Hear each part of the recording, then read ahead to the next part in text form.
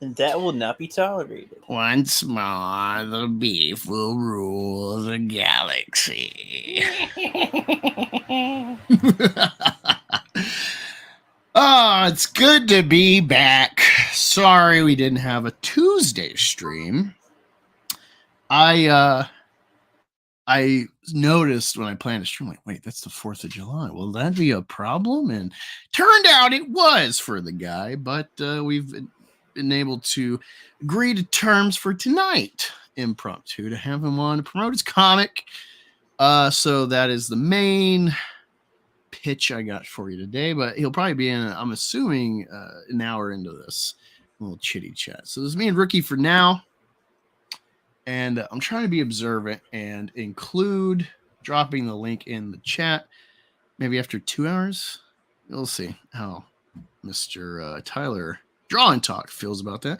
But if you could go in the description, there's the link for the comic, the manga, what have you, for his Kickstarter. Successfully already funded. It appears he's successfully completed multiple campaigns before, so you should feel pretty safe about your book. Can't wait to chitty chat with this guy. He's got a good channel. I would say go sub to his channel too. I didn't realize he had a channel, so I started picking through this today, and wow, great natural presence. I'm excited to chit chat. Oh, and speak of the devil, and he shall appear, Mr. Draw and Talk. How you doing? How's it going? I'm good. Awesome. Thanks for having me. Sorry I was late. No, we were late to going live, so Yeah. Nothing to do with you. We just naturally, there's always a little, whoa, I forgot that. Yeah, thanks for stopping in, man. I'm excited to chat your comic and your perspective about entertainment and whatever stuff pops up. But we'll have a silly goose time. I don't know how long. I was checking out your guys' channel and I saw it was like an hour, 4 hours, 3 hours. We'll see. It's really, it could be an hour to 4 hours. So usually, so it doesn't matter. Yeah. Gotcha. I probably just with helping my wife. My kids are doing this thing lately called being assholes. Oh. So I probably can only stay for maybe like an hour 30. Dude, you make comics. We know you're a virgin. You don't have to lie. All right. No, I swear they're real. No, I totally get it. What are the ages? 3 and 1. Ah, yeah, that's a fun time. My kids actually, both of them, were pretty good actually with sleep. Like my daughter put herself to bed. My son too. Like at most he'd stay up till like 10 or 11 and just like crawls in like a little kiddie puddle or something. That's on the couch. Long time though. 10 or 11. Yeah, most of the time. Like at night. Wait. Or something. Sorry. Yeah, I was making sure you were saying time and not age. It's like they're not even. No. Are they? Wait, are they 10 and 11? Are you saying they're 10, 11? No. Or are you talking about 10, 11? Like at PM? that age, they were already pretty well regimented. Like I'm tired. You know, like an Anchorman when he's like, this burrito is good, but I am much too full. Like that's how they are with sleep. Where it's You're like at age 3 or 4, right? Yeah, it's like they just put themselves to bed. Like there's like a cap that like it's as far as I can go. Like gotcha. Yeah, my kids are not that way. I wish. Yeah. You gotta be proactive, I guess, a bit with just like, all right, this is sleep time, or like you can fuck around in your bedroom, but you're going to your bedroom. It doesn't work. Like we've done it all. Lock the room, sleep in there with smack the shit play out a game them. of like run to that tree and back to me 50 times. Yeah, 50 like times do some jumping jacks until they just passed out. Like, and then you gotta drag them to bed. Like, there you go. If you want to be a bit more negative reinforcement, you could perhaps be like, all right, for every minute you're not in bed, you have to eat a spoon of sriracha. Something crazy like that. And it's like, oh, bedtime. Like, you got to make it like, that's like the light at the end of the tunnel is going to sleep, to avoid the evil sriracha. No, I never did that. It's just a funny thing to throw out there. But yeah, no, I was really impressed. Because when I find a cool looking comic, I don't expect someone to have a good channel. Like it's just not normal that especially like an artist and have a good channel unless it's just about art directly, where it's like, hey, I draw and you want to see me draw, and like that's my personality. Because like drawing's like EVS talks about this a lot, where it's like, yeah, I'm just got my head down to the table most of the day, like it's a lonely profession when you're working. So no, it's just cool seeing like good flow with your commentary about whatever. Oh, thanks. Yeah. I've there wasn't a lot of like indie comic channels when I started my channel, like 6 or 7 years ago. I just lost a publisher because they just went out of business, and I was like, crap, I've got to. And my book that was with them at the time was selling like 200 or 300 copies a month, and then they were like, well, we're done. I was like, well, who are my customers? I was like, well, who are these people? And I have 2 more issues left of this series. We've done 14 issues. There's 2 more left, and like, how do I get them this? And they're like, yeah, sorry. Now I realized, crap, like I gotta build like my own audience. Like I can't rely on people. So I jumped on Twitter and I jumped onto YouTube, and I was like, what kind of content do I want to make? And I was like, well, let me just make a channel about how to make comics. And I got like 4 videos in, and I was like, okay, I don't know really anything else. I don't know any more things. So I started bringing on guests to like, if I had a question on something, I'd be like, oh, how do I do this? I'd find a guest who knew how to do that. And that's what we would talk about. And eventually, became a really big hub for like indie comic creators to come on, show their stuff, have a silly goose time. And then, I stopped doing all of that, started doing more into like manga and anime reviews. And then I started doing commentary, went back to the anime reviews, then went back to the commentary. And now at this point, my channel is just a live show commentary channel. And I'm building out a new channel, and I'm with the help of a YouTube expert. This person's got like bajillion subs and millions of subs and billions of views. And we're building out this channel, so it's going to be a little different than what I'm doing right now. But it's if you want to sell books, you need to build an audience. So that's why I started YouTube. No, it's good, man. So I seen you comment like a recent video about Eric July and stuff. So I'm wondering, are you comic skate? Are you adjacent? What is your? Because it seems like you have a perspective that is not mainstream. So yeah, well, I'm like, I'm just like willy nilly. Like I don't hate comic skate. I'm not anti comic skate. I don't hate comic skate. I don't love comic skate. If you are comic skate, I'll judge you by your character, I'll judge you by who you are. If you're anti-comic skate, I'll judge you for who you are. I'll say this, Ethan Van Sciver, he doesn't like me. He's had he's had a couple of moments where he'll just, attack me, and he'll post my art and go, guys, this thing is shit. And so like Ethan doesn't like me. A lot of the big comic skate people don't like me because I'm good friends with like Tim Lim and Mark Pellegrini of like Comic America. Sorry if you guys didn't know that. Like I'm really your bunnies. So I'm really good friends with them. But yeah, like I'm not anti-comic skate. I'm not pro comic skate. If you're a cool person, I want to hang out with you. If you're a shitty person, you're a shitty person. Labels don't mean anything. Yeah, I don't know. I find that sometimes where it's like I'm sort of in a spot. Like, I profess comic skate. I've been around since Cyberfrog and Jawbreakers. Still around for Cyberfrog stuff. Despite it takes way too fucking long. It's annoying. Did you also back Rainbow the Brute? No, I just didn't have the money. Luckily, I would say this about CG, where it's like, it's great. It's opened the door to people like, hey, I can do this. Wow. But yeah, there's been a lot of grifters. Luckily, the early like real booming heyday when it started, a lot of these like, that looks cool. Whoa. Luckily, I just couldn't afford to back anything, which is good because most of those guys didn't deliver. Right, like Sovereign, Conflict. I remember hearing about Sovereign. Yeah.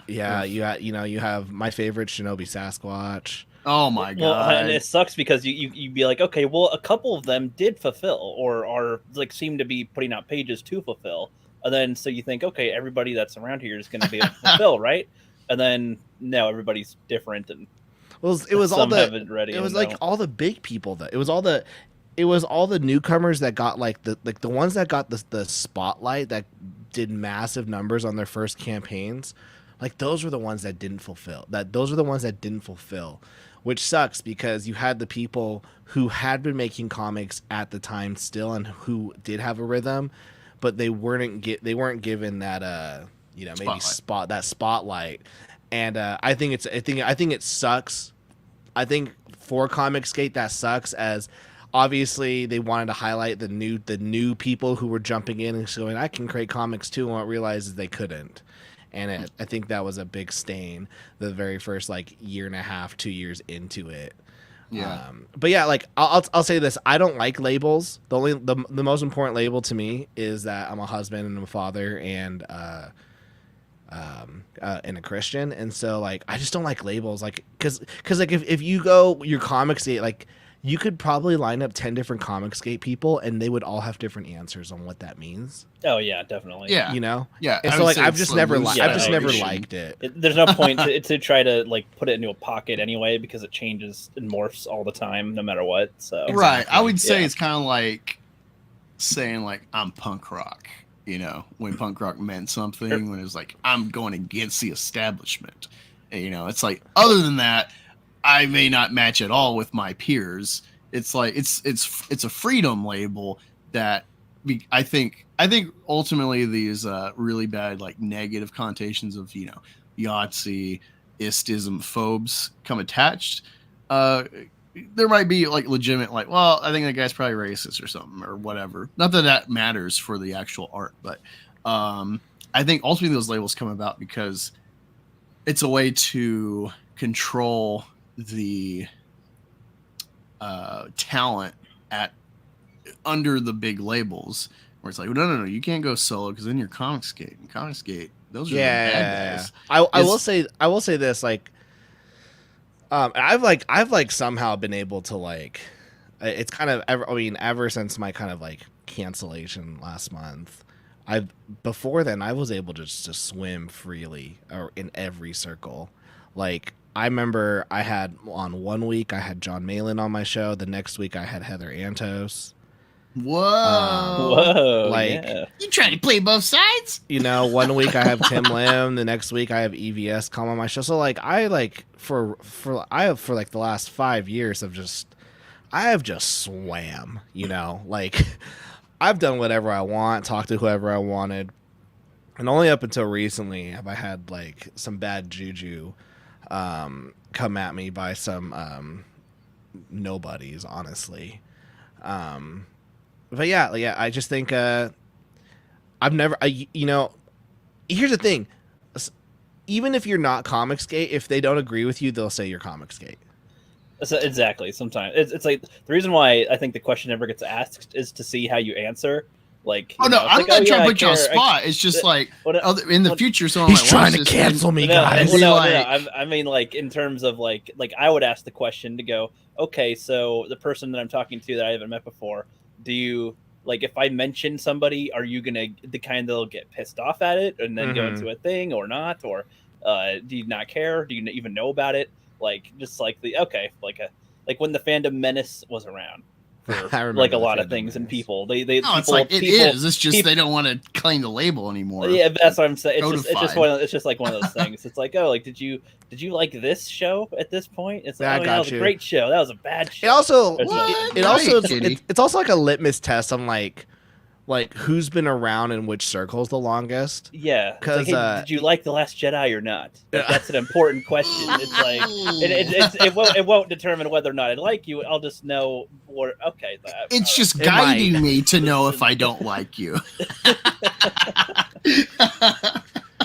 that's so funny. No, yeah, I'm totally cool with the mainstream. I had a brief interaction when I reviewed High Republic first issue. I gave a overall review, and I'm like, what the hell is it? Like, it came up like a sort of a controversy about the first issue. You meet, side of her head shaved, black character being trained by her master, who's like a boosh, like lizard person. And not Boosh, fuck. The lizard bounty hunter, Bosk. whatever that species. Bosk, there we go. Boosh is Leia's character. she's being trained on this planet, and then he's like, oh, well, you gotta go get this trinket on top of this pointy needle formation. It's like almost no one can climb. It's like, well, how the hell did you get up there? He's like, oh, well, you trust in the Force, you know. And so she's doing it, and then she falls, and she grabs her lightsaber to like you would think to like slow down her descent, but she just like sticks in it in the spire like it's a sword, not a lightsaber. And so now they're going to have to retroactively be like, well, the lightsabers can't go through this kind of mineral, or that's going to have to be the workaround. This specific rock is lightsaber proof. Right. And but yeah, overall it's like, it's whatever, but it's a start for a new era. I hope it's good. I love the prequel. So a prequel to the prequels, hot dog. It's Saber Knight. It's like kryptonite, but for sabers or something. Yeah, and the artist on the issue commented, and it's like he was nice. So it's like, why am I going to crap on the mainstream? This guy's being, even if it's like fake or he's just trying to see anything about if his name comes up or something, and he's just trying to be like good PR. The fact that he even put that effort, and I'm like nobody, you know, it's like cool. So I'm not going to crap on the entire mainstream blanket, you know. Ultimately, it's like at worst they're just making lackluster books off of like tired IPs that need new energy. You know, that's the thing. It's like all we see on like the internet, or at least in the Twitter sphere that maybe like we swim in, is that like we see all the shitty comics, but I read a ton of really good comics every single day that people don't talk about, and you know, I try to highlight those either on Twitter or like my YouTube. Probably do a little more on this new channel because I'm really digging in on this commentary stuff currently, but yeah, I just think like there is a lot of shitty books coming out. I think then that's even more important than right now for the comics community to really rally behind the ones that are good, because I mean, for these people in charge, I mean, it's so idiotic.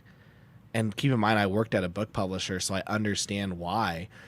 But it's like, if people are talking about you on the internet, you know, you count that as a win. It's just like, how about we stop mentioning people like Vita Ayala and every shitty book that they make, and why don't we find like a really good creator who isn't getting the spotlight because their book isn't shit, but it is good. I'll tell you why. It's you know, honestly, with everything, this really goes back to Gamergate, and it really blew up. I wasn't really around for internet stuff with Gamergate, but Last Jedi and Ghostbusters and Hillary Trump, this really blew up everything. And the current state of like entertainment discussion, Twitter, YouTube, other platforms, probably Discord, whatever, Reddit with their kind of like, someone mentions I Saw on a comic thing, and they're like, ban, you know. And like, I think I Saw sucks, but I'm probably gonna back number 2 because it's like I'm entertained by how bad it is, in my opinion. I don't care. You can and, but no, like that's the thing is like, well, he's, you know, regardless of the value or how inflammatory the book is, which it honestly is lukewarm politically, given the baggage, you could say baggage of who Eric is, his channel, what he promotes ideologically, can't do it. Ban, you know, that's been a thing that's happened on Reddit for people. The dichotomy of like, you either got to really love or really hate X product that maybe is political, or the person behind it has a political stance. That's really the problem. So like, as much as it's like, oh, like this guy's writing good stuff, like Jonathan Hickman for the X-Men is House and Powers of 10. Wherever it went, I don't know. But that opening of like villainizing Professor X in a way, like an overarching eerie villainy with him and Krakoa, and it's like, ooh, this feels like it's a new territory. Like, this is interesting. And instead of like promoting that, because there's nothing really political necessarily, real world in the book, you know, they're not going to promote that. Like, I just read Godzilla from IDW, Here There Be Dragons, and it's like, man, this has a real spirit to it. This is fun. Godzilla doesn't have to have any fucking story besides a monster punches a monster, you know? And actually having like a nuanced, like a pirate story interjected with Godzilla and Monster Island, like, whoa. But there's nothing political to say it's woke or it's anti-woke. But people do that because they want those aggression views. But I don't. I can name like, for example, there's a channel called Mullet Man Comics. He has almost 400,000 subscribers. Each one of his videos get anywhere from 30,000 to 1,000,000 views, and he only talks about the comics that he likes reading. And every video is a positive thing about a comic. I don't know, because his first video pops up on his channel of like his page is lamest mutants ever. Mullet Man Comics. You're like, he's only positive, and it's like, these things suck. But no, but there's a difference though.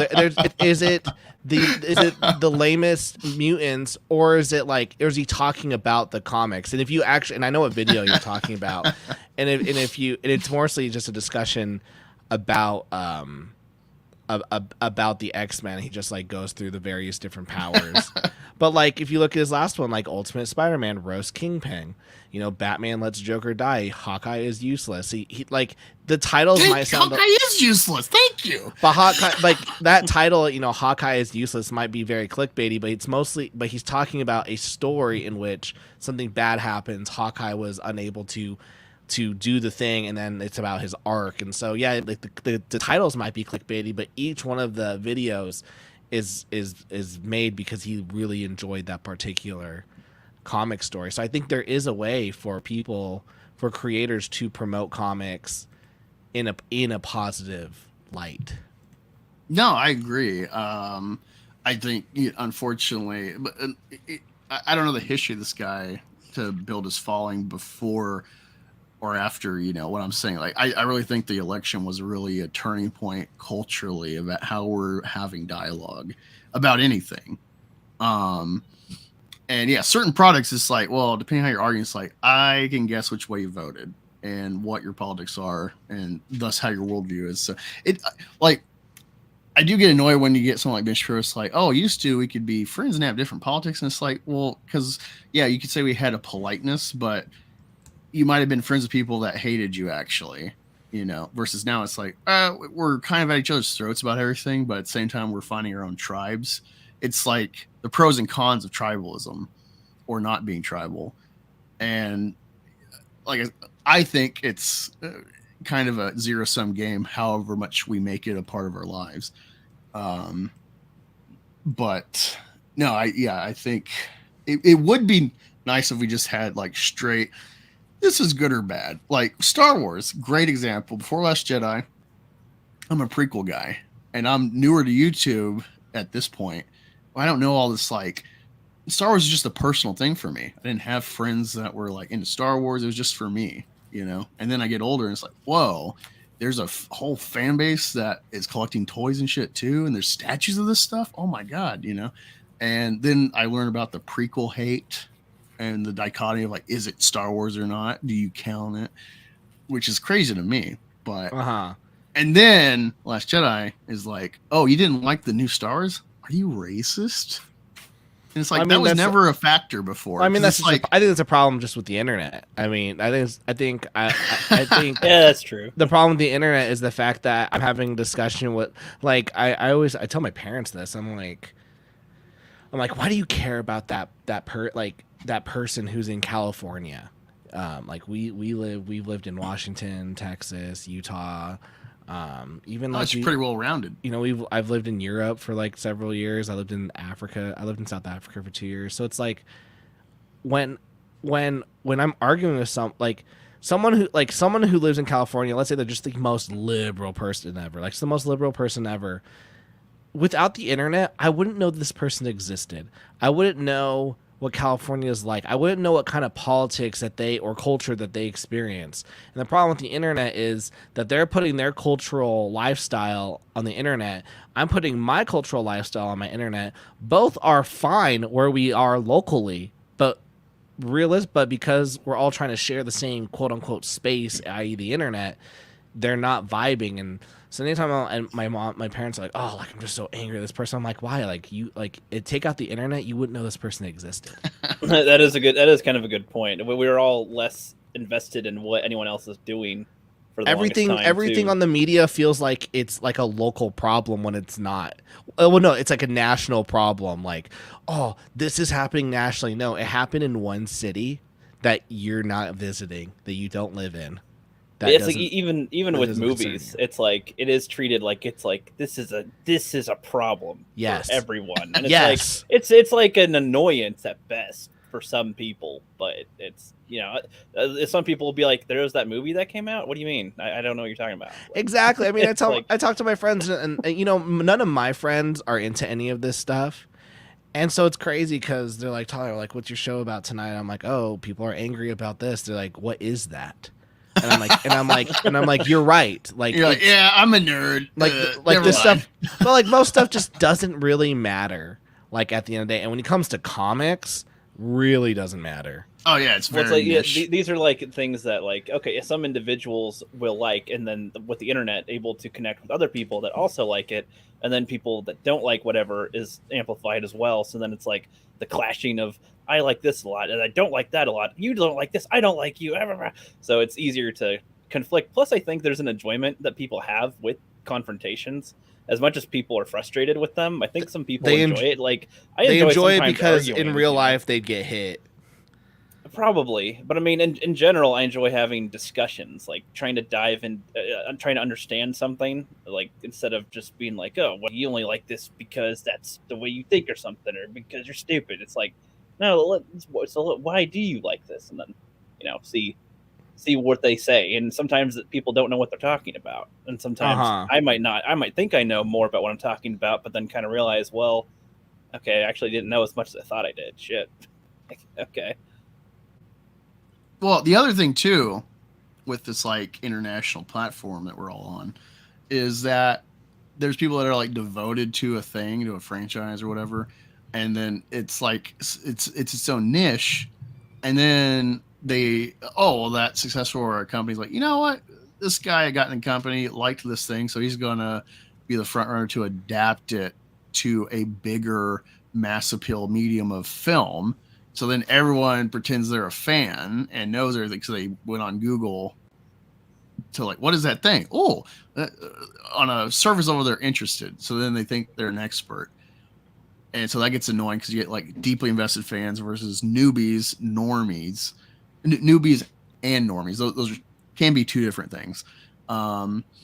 Like I've gotten into comics thanks to Comicsgate. I've read a few comics before through the library before Comicsgate, but Comicsgate kind of got me into the medium to any degree. Otherwise, it would just be films, and then maybe I would go to a comic store because of the films to dig more. But yeah, so it's retroactive for me, but a lot of people are just normies. I heard this term in the anime community. It's tourists. That's what they call Western people or new fans. They call them tourists, and like. You identify. Sorry, you don't. It's not a good term to be called, but basically, you know someone's a tourist if they get into the fandom, but it immediately start like complaining, or they. Oh like, yeah, it's like they've made a lot of memes where it's like, why are you keeping us from your space? And it's like, well, you can join our space, and it's like you need to get out of this space. It's like, but this was my space. Yeah. And it's like. And then it's like, go make your own thing. And it's like, they do. And it's like, why aren't you letting us in your space? And it's like a never ending, I don't know how you feel about this, but like, I think women are a real problem for fandoms because that's where like the beta soy comes in, is appeasement, because you get like, all these nerd things are for, generally speaking, it's for like betas, the beta appeal of like, well, I wasn't good at sports, or even if you were, you like nerd shit. So then you invest in that. And it's not really for girls. Girls aren't nerdy, generally speaking. And then it's like, oh, it looks like fun. So like, oh, let's bring her in, and then, well, we want to appease the girls. And so then, well, let me bring my gay friends, and gays might already be there, but you get what I mean? Like this is what happens. This is what happens is like, you have male spaces. He's like, first they're going to let the women, then they're going to let the gays. What's next? Right. No, it does sound like, Alex Jones, like a ridiculous conspiracy, but like this, there is an honest pathology with this where it's like girls before like the mass appeal stuff, girls that like comics, it's because they had a brother or a boyfriend or a dad that got them into whatever medium, Star Wars, whatever. They like boy shit, but then you get the appealing factor to try to get more girls in, whether it's corporate or the fans, the nerds. Like, oh, the girls in here, titties, I remember they lower the standards to bring them in. I remember I was visiting my comic book shop. I was talking with one of my friends. He was the manager there, and it was D&D night. And this girl walks in, and the comic book shop shares a space with a Mexican restaurant, and so everyone kind of like sees her. Oh, great! Like, letting them in now. They're like, oh, and they're like, and obviously everyone's like, oh, like she's good. She's just there for the freaking Mexican restaurant. And then she goes, hi, I'm here for. I saw online that you guys do D&D nights. I'm trying to get into it. Does anyone have a spot? And the non-social awkward thing is to be quiet and to be like, yeah, I guess there's a spot for here if you want. Oh my gosh, those guys just jumped up. Me. She walked out. The way you described it, yeah, the way are the problem. The way you described it was like she's coming in like as an undercover, like I'm trying to do the drugs with the kids these days. Where are they? Yeah, I'm interested in this. But illicit behavior. But in terms of like the women in the fandom, like I don't think it's wrong to have like the women in the fandom or even appease them. I think a problem that we're seeing is how do you handle it. So like for example in Japan, because I read a lot of manga and anime, they make stuff for girls. So they make stories for girls. They make like characters for girls. They have a certain art style for girls. It's called shoujo, and then men for boys it's shonen. And in shonen stories, there's gonna be like typically a male character or just a character, and his goal is to be the best. And his goal is to get stronger and defeat everyone and be the best. I'm thinking of 7 different things right now. Male power fantasy. Yes, yes. Whereas with girls, there might be more slice of life. Like Friends, a show about nothing. You'll have maybe some romance.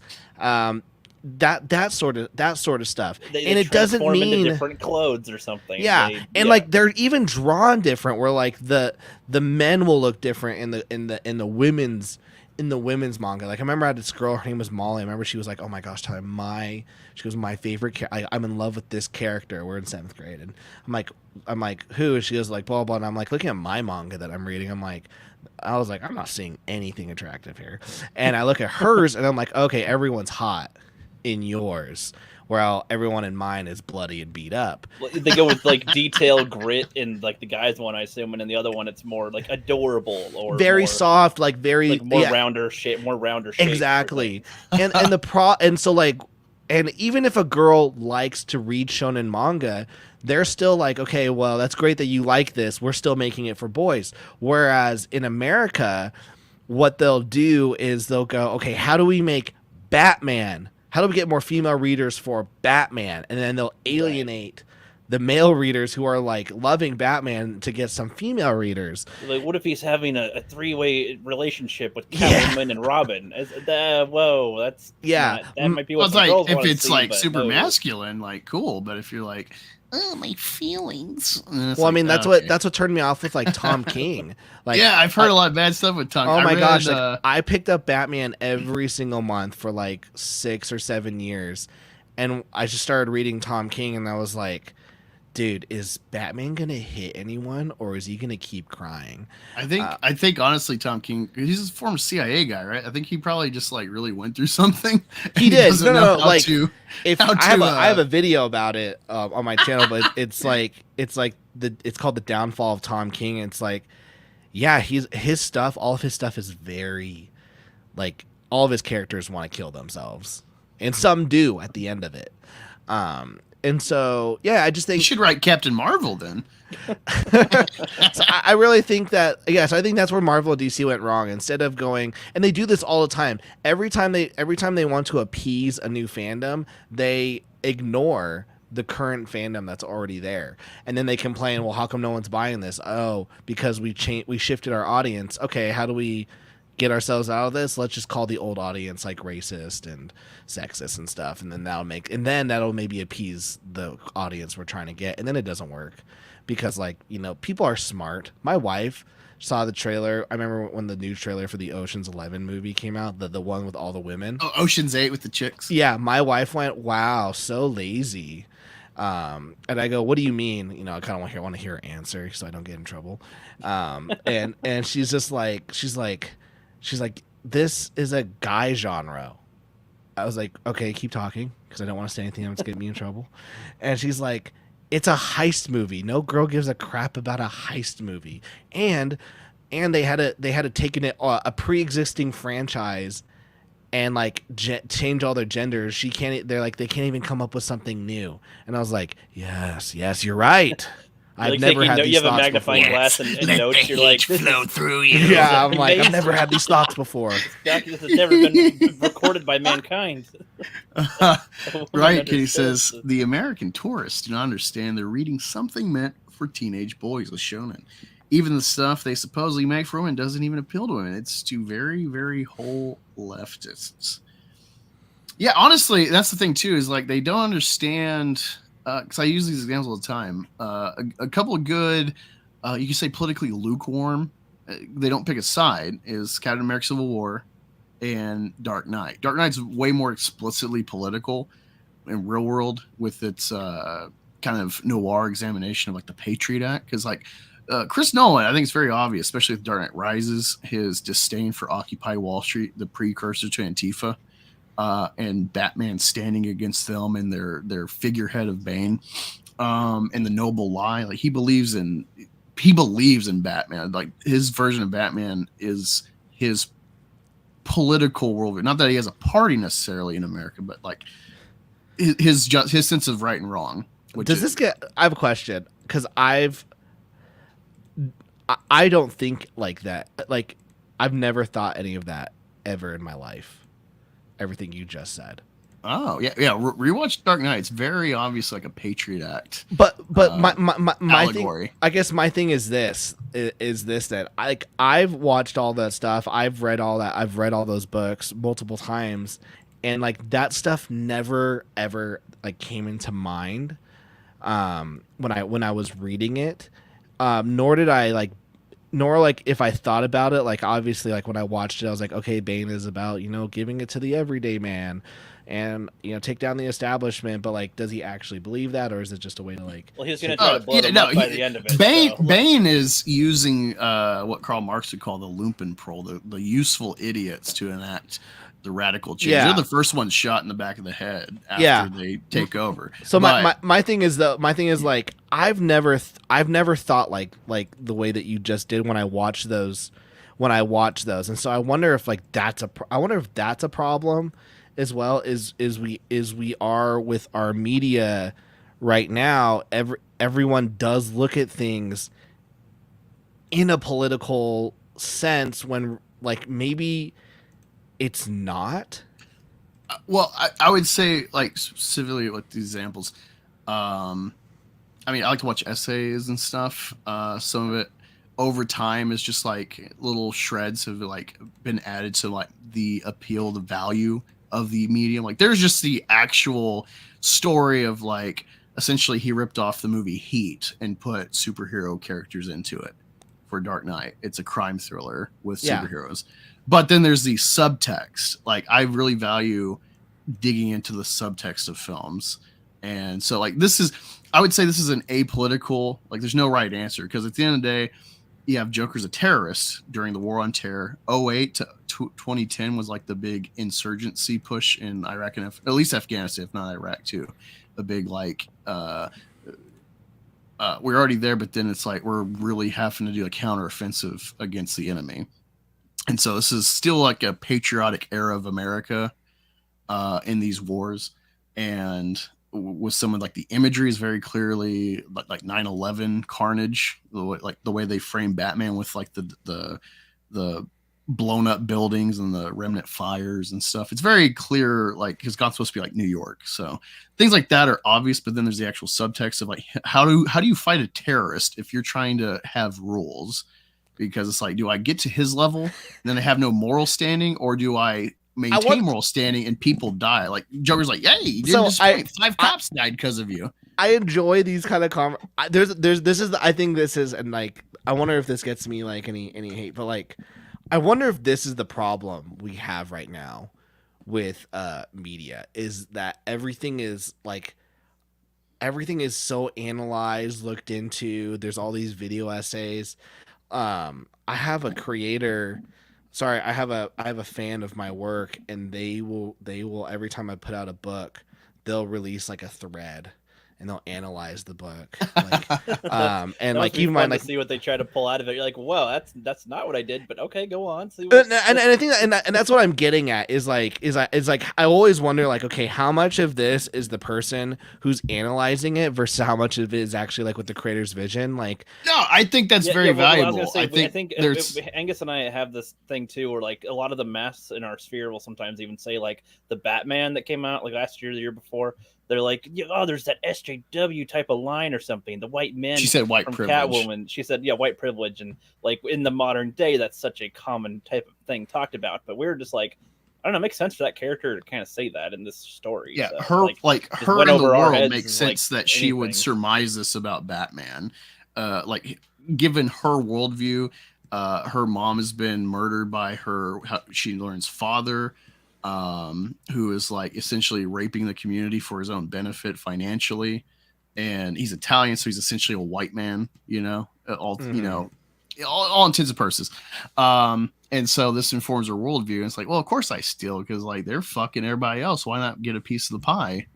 What do you know? Yeah. White privilege, a lot of people were put off by that part.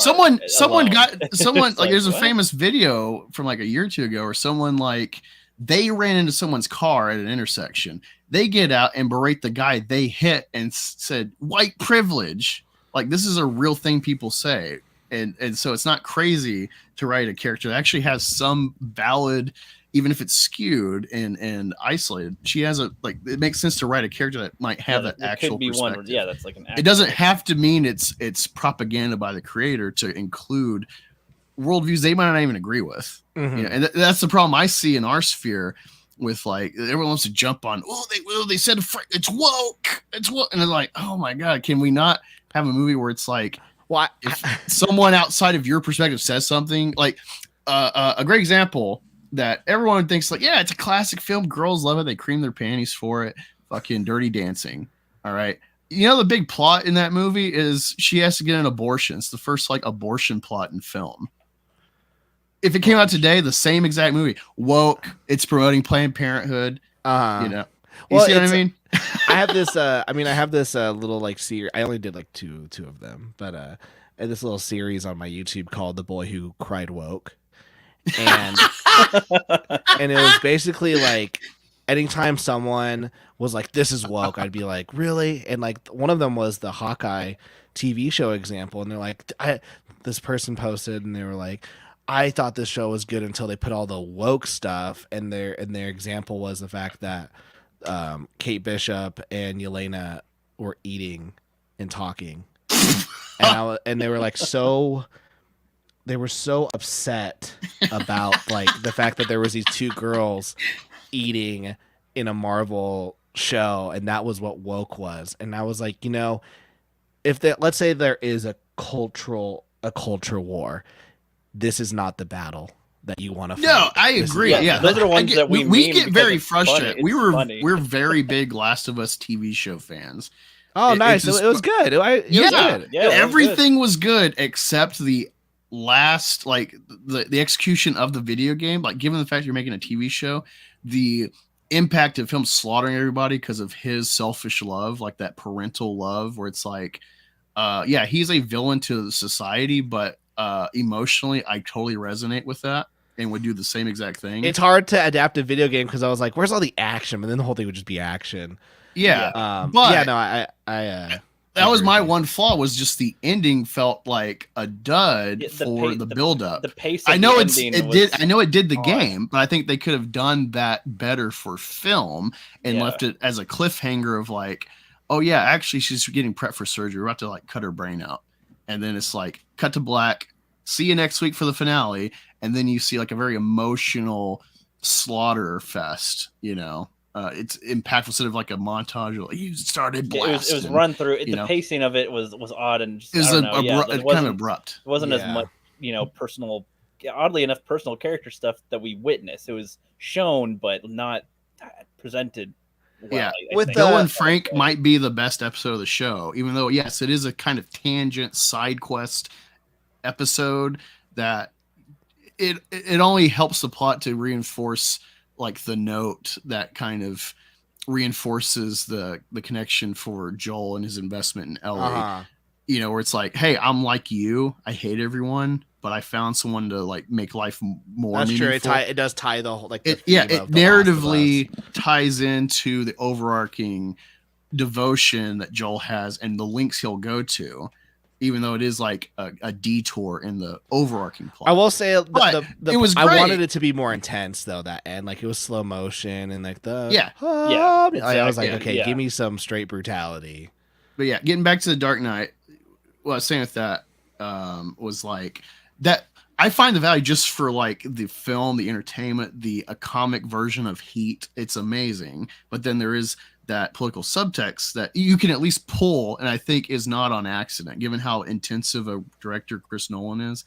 There's a big noble lie element to the trilogy, especially the end of Dark Knight Rises, of like, it's like, well, if it maintains order, it's all right to like cut corners in certain ways and lie to the public, and for the common good. That's kind of what the takeaway is. Oh yeah, and then like that lie gets exposed, and right, yeah, Batman takes on a noble. You're ruining this for me. You're ruining this for me by making me himself. think. That makes it that's what makes it more valuable for us. When he and I rewatched it, or like we're talking about it one time, he mentioned something, and then I corrected him, but he was like, "Wait, what are you fucking talking about?" Oh, okay. Here's what it was. Oh, shit. So for like this movie's 15 years old now. I've been watching it incessantly 2 or 3 times a year for sure, if not more, every year because it's just so good. I just watched it last night before I went to bed, and so for years until like last year, I've watched this movie thinking that when he's like, "I'm going for Rachel." And then Gordon's going for Dent. But then Batman grabs Dent. So, and, Rachel's dead. And he's got a burnt up Harvey Dent. And it's a real, like, low point for Batman. I thought for all these years that Batman lied, or that they did a switcheroo knowingly. That's like, no. Actually, I'm going to be the good guy, go against my personal wishes, and save the guy that's cucking me for the greater good of Gotham. But it turns out, oh no, Joker lied who each person was, and Batman meant to save Rachel selfishly, and now has to live with like his failure. And I'm like, oh, that makes it even better, because like I've watched this whole time thinking, this is Batman. He's the noble savior of Gotham. This is like the ideal to live up to, like, sacrificing your own wishes. And I was like, no. He meant to go for Rachel, but they. I'm like, Joker oh no, Batman's bad. He's so fuck. Like it totally changed the perspective, but it's still good either way. And so, like, I'll have shit like this, like revelations. I'll have to come back on. We'll talk about this. I do have to bounce and like. I know. My kids screaming. Really quick, just to like to solidify the point I was making about politics and film.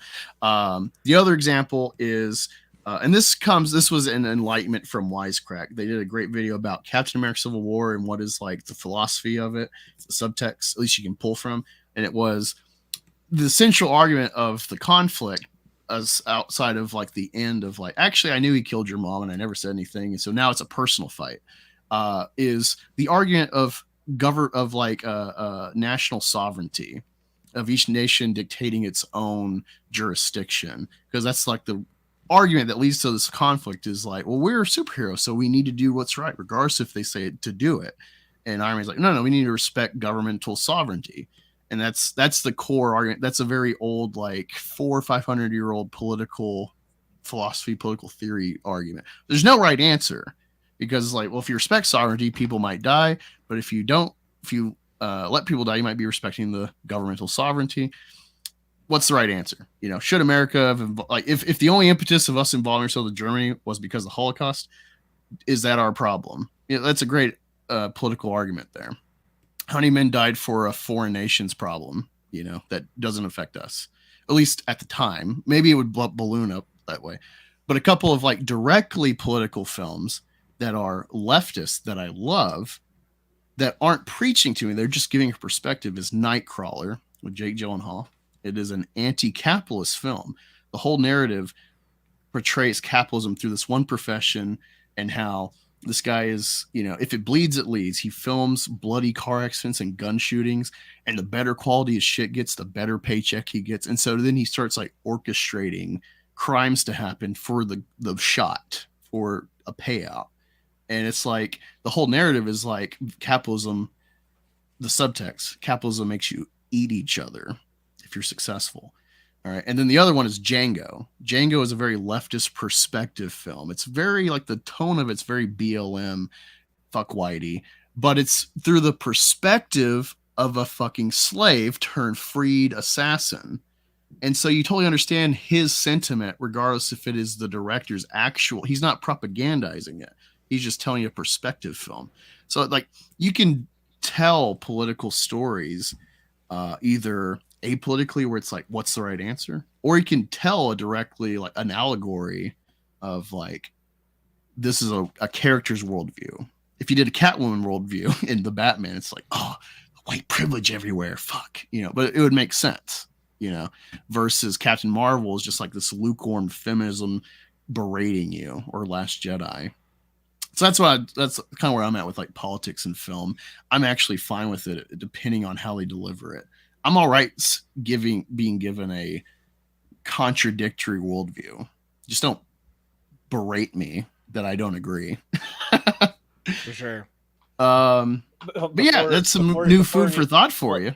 Well, yeah. Before you go though, like, so you got a comic book out though. Yeah, right? I was Like about to bring that in. the, Yeah. the Plumber Sisters. You guys are good. Yeah, no, I've got a book. You know, it's funny. I always, whenever I go on shows, people are like, "You gonna show?" Like, I don't have to. I never go on shows to show. I go on shows. Well, that's okay. Well, no, I've only seen the cover. I haven't actually heard any details about it, so I'm curious. Yeah. So in a nutshell, it's about two sisters, Battle Plumbers, Mara and Lucia, and they have a plumbing business, and they also battle supernatural monsters. That come out of the toilet, or dude, they're everywhere, man. They're everywhere. So yeah, you know what's crazy is I tell a story. I had the story of these brothers, and they solve supernatural crimes, like kind of like the story like the TV show Supernatural, and it was very dark and gritty, and I had a little bit of a different twist than the show and I was trying to use like own elements of like my own childhood with my brothers, and I'd show my friends, and they'd be like, yeah, that story sucks. And then a year later, I was like, okay, I rewrote it. What do you guys think? They're like, man, that story sucks. And I was like, I want to tell this like supernatural. At least they're honest with you. They're not. No, like, yeah, it's true. No, it's great. It's great. It's great. So I'm like, I really want to tell like this story, but like, you're right. If it sucks, no one wants to read it. There's at least for me at this point, there's no point. Earlier this year, I did a book called My Sexy Witch Academia, which was an experiment on Kickstarter, where I was like, I put up a Kickstarter, did no marketing, and funded in 24 hours. And then a week later, I was like, hey guys, this is what I did. And someone was like, well, of course, Tyler could have done the same thing with Mario and Luigi. He's not very creative. And I was like, fuck this guy. And I will do that. I was like, I will do that. And so I was like, I will gender swap Mario and Luigi. Fuck you. And then I was like, oh, what if I did it with my supernatural story? And I just changed the brothers into sisters, and I made it a little more colorful, a little more happy, and a little more jokey. So I still could tell the story, but I just was able to do this, and I showed, and I posted. I asked an artist, I was like, hey, can you just draw this? And they drew it. They drew the two characters. I was like, okay, this is dope. I'm just gonna make a comic. And I hired a friend. I called my friend. I was like, yo, let's make a comic. Got 7 pages in, and we put it out like 2 weeks later. Now, Damn. I'm already excited for this because I'm reading this panel where it's like, we're making new friends and helping to help us. Isn't that what this is about? Oh yeah. And she's So like, and then it was like, fuck. yeah, so like they just got done battling this like massive monster, and the lady's like, how can like I help you? How can I ever repay you? And she's like, you can just pay us the amount that we agreed on. And then you turn the page and it's a shot of them outside of the apartment complex. And Lucia, the girl who's pissed, she's like, what the hell do you mean she had a coupon? And she's like, why do we have coupons? Why are we handing out coupons? And she's like, it's good for business. She's like, go around town and get every coupon back you've ever given because we're making no money. And then she's like, isn't it about helping the helpless and whatnot? And she's like, super anxious. Like, that's their dynamic. Mara very happy, very bubbly. Lucia is just like, I'll kick you. Yeah, I know. That's hilarious. Just that one panel tells me a lot. I'm excited. Yeah, no, I'll be back in this. How long are you going to keep this open after it's a Kickstarter, so it's done. Once it's done, it's done. Okay. Well, that also works out because I got 15 days. And is there a lot of people don't realize on Kickstarter, if you could back it right now and money doesn't come out till the 15 days. Yeah, so yeah, no, I'm really excited for this book. It's really fun. It's a 40-page comic. You can get it for $10, which I think is pretty reasonable. I like this cover. It was just for the thumbnail. I thought this one would pop a little more. Oh yeah, dude, that for the very first time ever, I've sold more of that physical cover A. I've sold more of a physical book than I have digital. Normally, like, I sell tons of digital, but cover A is killing it. Nice. It's tight. Yeah, normally I'm like, God, Kickstarter's got a problem with like way too many variants, but yours seems like appropriate. Yeah, it's that's the game, man. Like for my Girl with the Mega Fist series, because those are 200-page books. When I do them, like, there's only 3 variant covers. But for these floppies, I mean, that's how you get people to. You give them an artwork that they like, and they pick it. But I always try to make sure. Is this a pizza monster? Yeah, I have no idea what that is, man. It's a slime monster. Yeah, I always try to make the physical version, at least the cover A's, as affordable as I possibly can.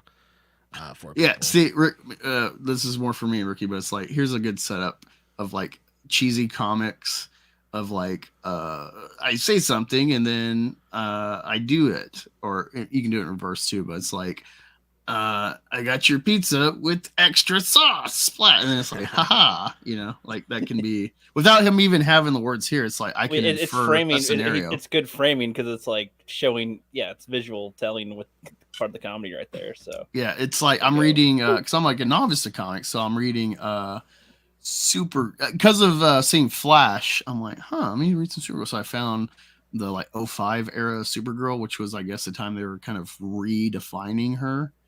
And all of her confusing backstories, and it's like a tangent from the Superman Batman comic with like Michael Turner on it. So nice. Just reading a couple issues, it's fun because being a novice, every comic's new to me, and it's funny seeing like what is kind of obvious, like more corny 80s back to like Jack Kirby era of like, I'm going to thrust my fist in your face, dumb shit like that. Or me and Ricky are talking about like bad setups of dialogue. Like, why would you say this in a fight versus like, well, this is quippy. That's fine. Yeah, it's just you got to get good dialogue. I mean, I always tell people like I write 3 series currently, and like my big one is Girl with the Mega Fist. That's my main one, and which are available as add-ons. Each of those books is 200 pages, and they're only $15.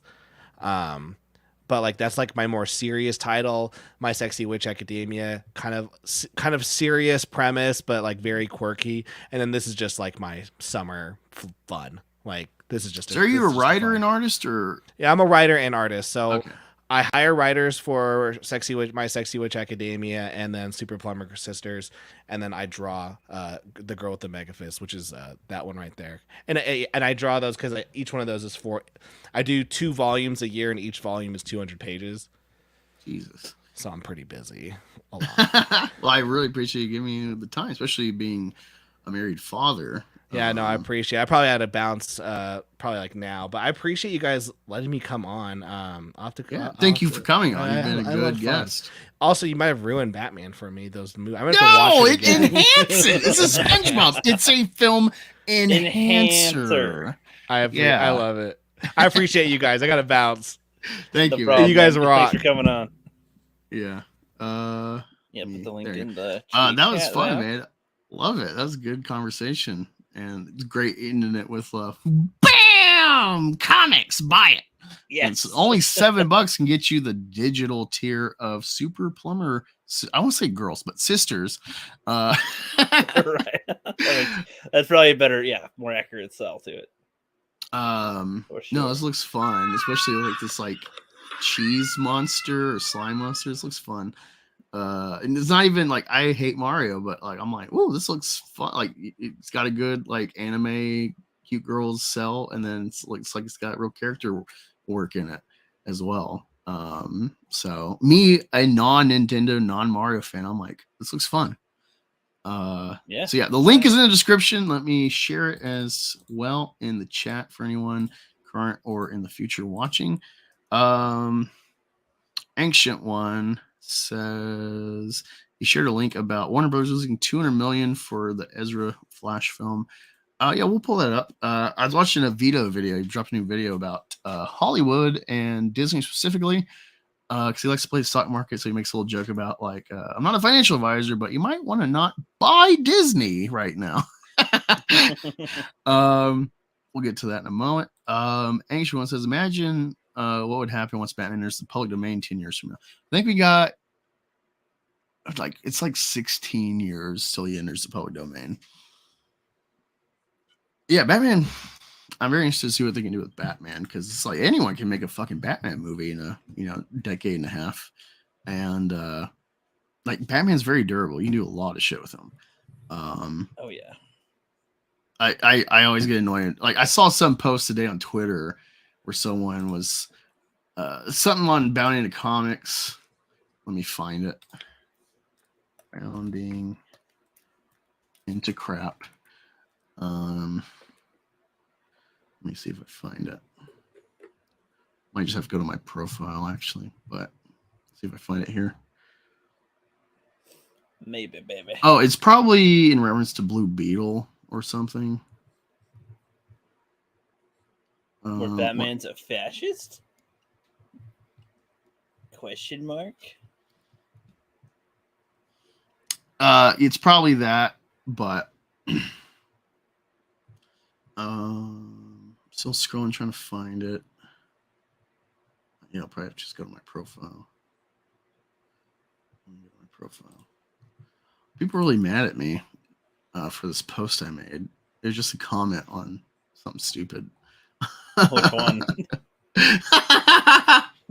Okay, so rumor: Warner Brothers to expand and build out Matt Reeves' The Batman vision to an entire cinematic universe.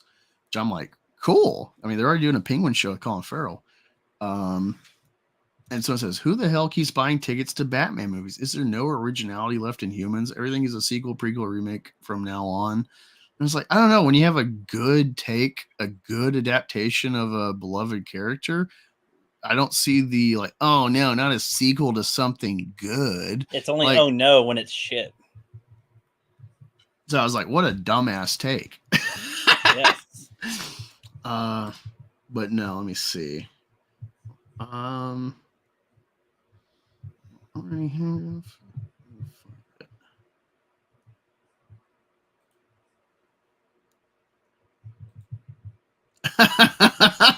Okay. All right. Here we go. Let me share this. Share. Oh, yeah. We didn't do it with Mr. Draw and Talk Tyler, but it is. Damn it. Fucking mouse. Let's double click. There we go. So, on the chat, I've missed once so far in these streams. Get your drinks ready because it is time. The Horn of Ceremony. Glug, glug, glug, glug, glug, glug, glug. I'm drinking too. Sweet watermelon wine. Refreshing. And that This concludes the Horn of Ceremony. is correct. The Horn of Solitude. Let me share this. Present post. All right, so New York Post. Woman 90 retires from Dillard's job after 74 years and no days missed. And I was like, what a loser. Yeah, that's funny. It's Patrick saying it too. He doesn't even have a job. So there's a nuance. You could look at this multiple ways of like, I'm just literally laughing at this dumb old bitch. Or, being like, oh, I'm devoted to my wagey cagey, I never missed a day. 74 years. Like, what a loser. My daughter died, but I still went to work that day because that's what's important. Well, I got another shift, so I'll come to the cemetery I later. needed to pick up my husband's pills that he needed to survive with. But there is a great comment here. 3 hours of my shift left. Wispy says, loser wagey. And then someone replies, this. Imagine dedicating your life so Mr. Noseberg gets more shekels. Is that a Jew joke? Yeah. Oh, okay. Shekels and Noseberg. Yes, those are Jew jokes. That's what I was just like, well, is that an actual like a character that I don't know about or something, or like just a Jew joke? I didn't know.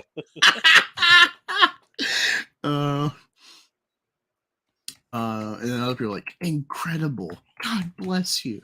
The American dream. Can't miss a day of work. See, that's so the original post said what? She's a 90-year-old woman that just retired after 74 years. So since she was 16, she worked for Dillard's. Working at what's Dillard's? It's like a Macy's. Oh, yeah. Okay, don't celebrate that.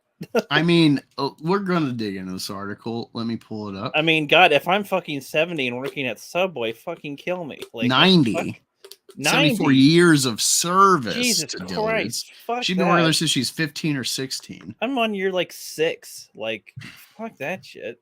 No, I'm on year 3 at my job. I did 4 years in the Army, so. Yeah, it's one thing. Did she own a Macy's franchise? Was she like a manager or a general manager? I feel We're like going to find out. I feel like after some point you gotta move up. So yeah, me saying what a loser is just a gut reaction to the statistics given in the pitch. Like, I wouldn't celebrate it. It's fine that she did it, but right? Like, there's a funny one. There's a funny thing about after 25 years of service to Burger King, we've rewarded our guy with like a $25 gift card and a pack of Reese's Pieces because he loves Reese's Pieces. That's the South Park joke of when Canada strikes. Like, can we get a reward for something? Sure. Here's some bubble gum and a coupon to Bennigan's. So here is the article. This was a long overdue retirement. Melba Mebane. What an awful name. God, back when they couldn't invent names very well in America. A 90-year-old Texas woman finally called it quits, retiring from her retail job at Dillard's department. Wait. She quit? Calling it quits. I thought she retired. died. I thought she died. Oh. She's retiring. I'm sorry. I was not fully listening, I guess. I assumed she died after work. A devoted employee first started as an elevator girl at Dillard's in Tyler, Texas in 49 when she was 17 before being promoted to the cosmetics department. Even with the changing times from where she started to where we are now in the modern world, her values and everything still stand. Dillard's store manager says, Mebane became a staple in the retail store, always showing up to work with a smile and positively impacting everyone who entered. He even claimed she never called out sick or missed a day of work. Melba sets the tone for everything. Wait. But it's like she could have still gone to work sick, though, and y'all just let her work. Yeah, she's spreading COVID. That's actually not great. She's a super spreader. Like, Jesus. Like, some people get days off. Jesus. As she got older, she never strayed away from her routine of being on time for work. She's a grinder, said Terry Mebane, the retiree's son. If she was late to work at some point, would they penalize her? Or like the store would open at 10 and she wanted her parking spot. So she got there between 9 o'clock and 9:15. Jesus Christ. The difference between being 15 minutes early and like a fucking hour. non-Agenarian often took short lunch breaks because she knew that people often took off during their lunch hour to come to the mall to buy what they're going to buy, and she didn't want to miss her opportunity. Even in her 70s and 80s, McBain continued to work 40 hours a week. This is what slave owners wanted back in the day, I think. Paycheck, McBain encouraged them to see it as more. She found joy in her work, inspiring others and excelling in department sales. I loved everybody there, and I loved to go to work. An overjoyed McBain told the Texas station. Can you imagine how many people she coached and taught and trained to aspire to be more?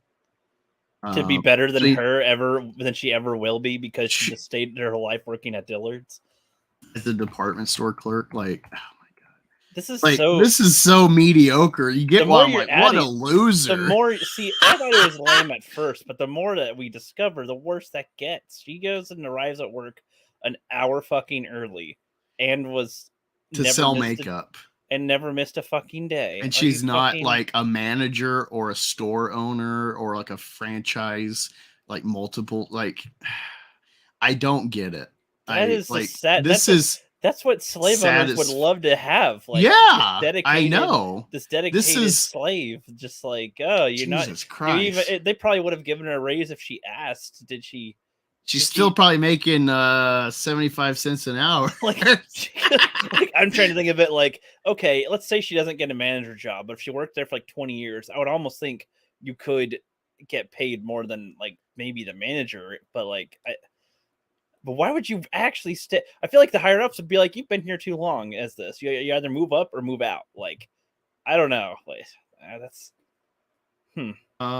Here is something also of interest. I don't know this person, what they're famous for, but I've learned a little bit. 1 hour mark.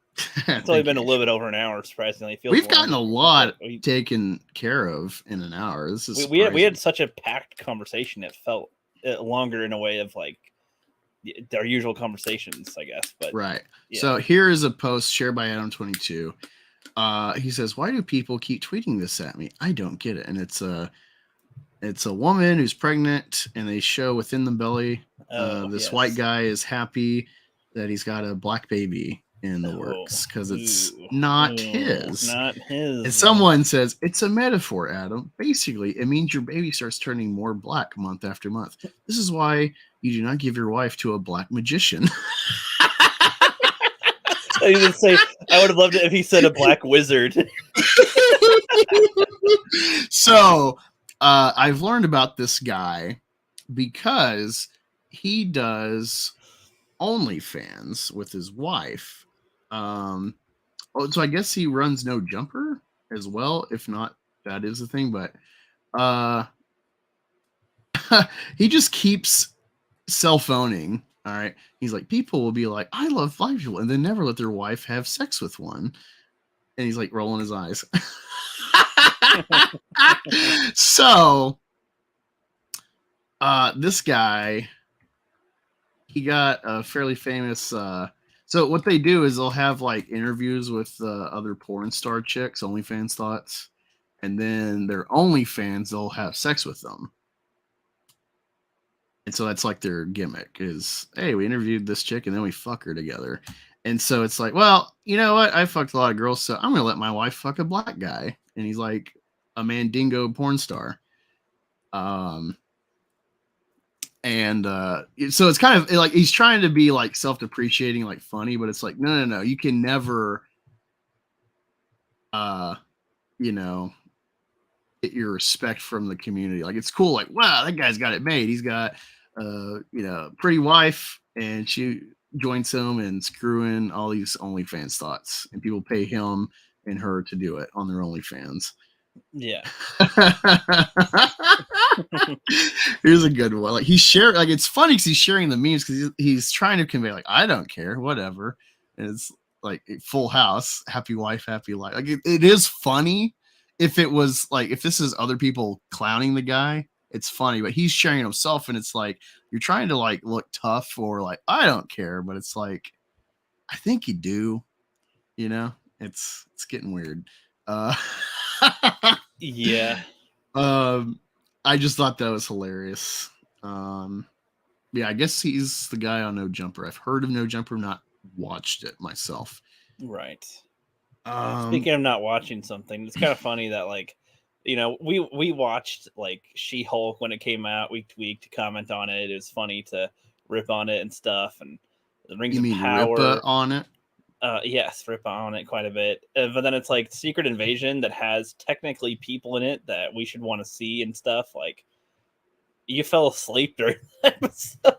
Well, in my defense, in the show's defense, I was actually just tired. But... Yeah, but still, but no, like even if you weren't, you'd be sitting there bored, like, okay, I guess he'll die.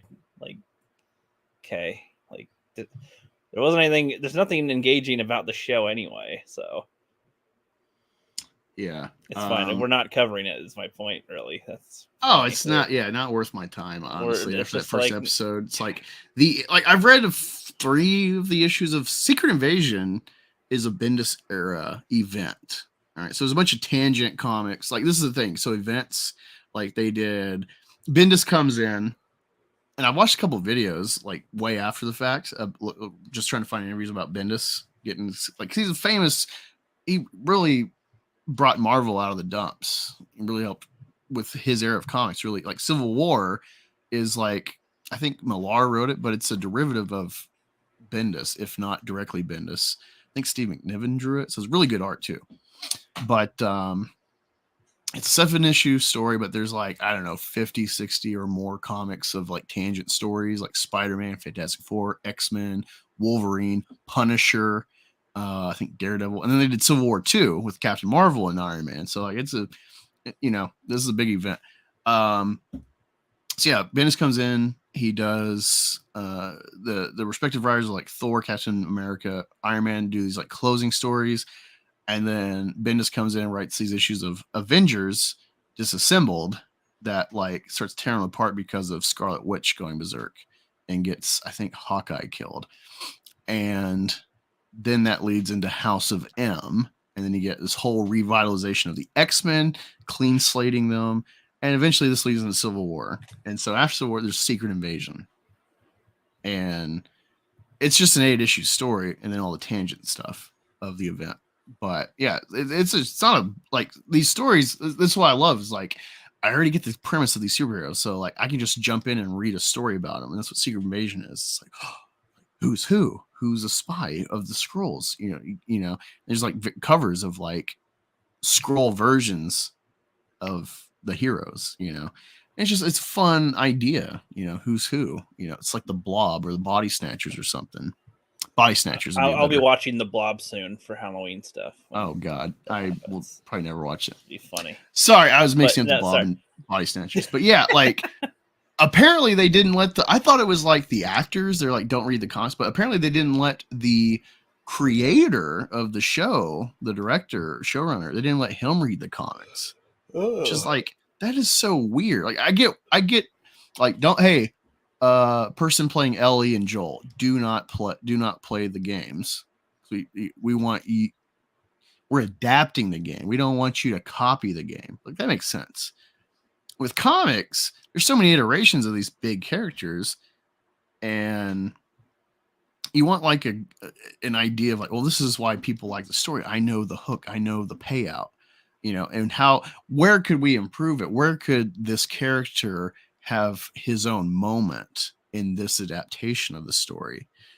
Because it's Marvel Comics, so they have the X-Men, Fantastic. Everyone's available in the story, unlike Marvel films, where they're still trying to figure out some of these Fox properties, tooling them in and stuff. And so it's going to be limited compared to the comics, unless you just want to shoehorn in no-name castings or something. Be like, oh, that guy's Wolverine, that guy's Venom, whatever the case. Yeah, it's weird. I heard Nerdotic gave a suggestion like after Endgame is probably would have been a great time to start introducing little hints and nods to potential Secret Invasion stuff, or just have this be like how all these characters in these movies were acting weird or something like in this stuff. It's like, well, scrolls. That's why. So, boom. Yeah, totally off topic, but I thought you might get a kick out of this if you haven't seen it yourself. Do not get a dog pillow off of Temu. Oh my god. There's something wrong with this thing, bro. I swear. I don't want a pillow anymore, bro. Do not. It's hilarious. It does look real. It looks like the sad dog. Like, oh, why are you bothering me, master? Yep. I'm gonna have to clip this so Karen can have this for another little gag. Let me share this one. I never know if I have like a porn or porn art bookmarked, so that's why I'm always like jumping out and coming back in the presentation. Of course, that's the smart way to do it. You never know. Yeah, it's like, oh, that is a nice pair of titties. I will save that for later. This is for Karen. This will be a future clip. Shut up, silly woman. Silly woman. Silly woman. Silly woman. He could have just ended at "shut up," but he's like "silly woman." Oh, okay. Rich Cooper, good Red Pill channel shared this. Hold on.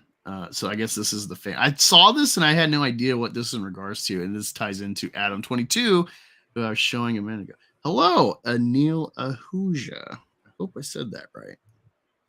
Thanks for joining. Karen likes that silly woman. Boom, boom, boom. Let us share this video. Present. That would have been great. And like Rise of Skywalker is like, instead of Ray Skywalker. she goes Shut up. she goes like, I am all the Jedi, and then he goes, "Shut up, silly woman." Guess who I'm shooting with today? It's finally happening. Wow, I did not know you were going to do that. So I've been with my girl for 7 years. We got married.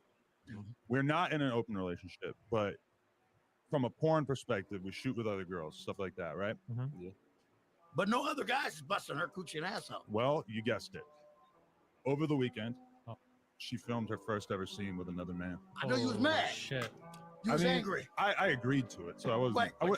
Angry might not be the word. I can like intellectualize it, and from my perspective, Intellectualize it. It would be a big deal. But then after she actually did it, I'm not gonna lie, I did feel kind of awe. A little bit of that feeling in the belly, See, you know? Like goddamn, like by real, yeah. Like goddamn, like.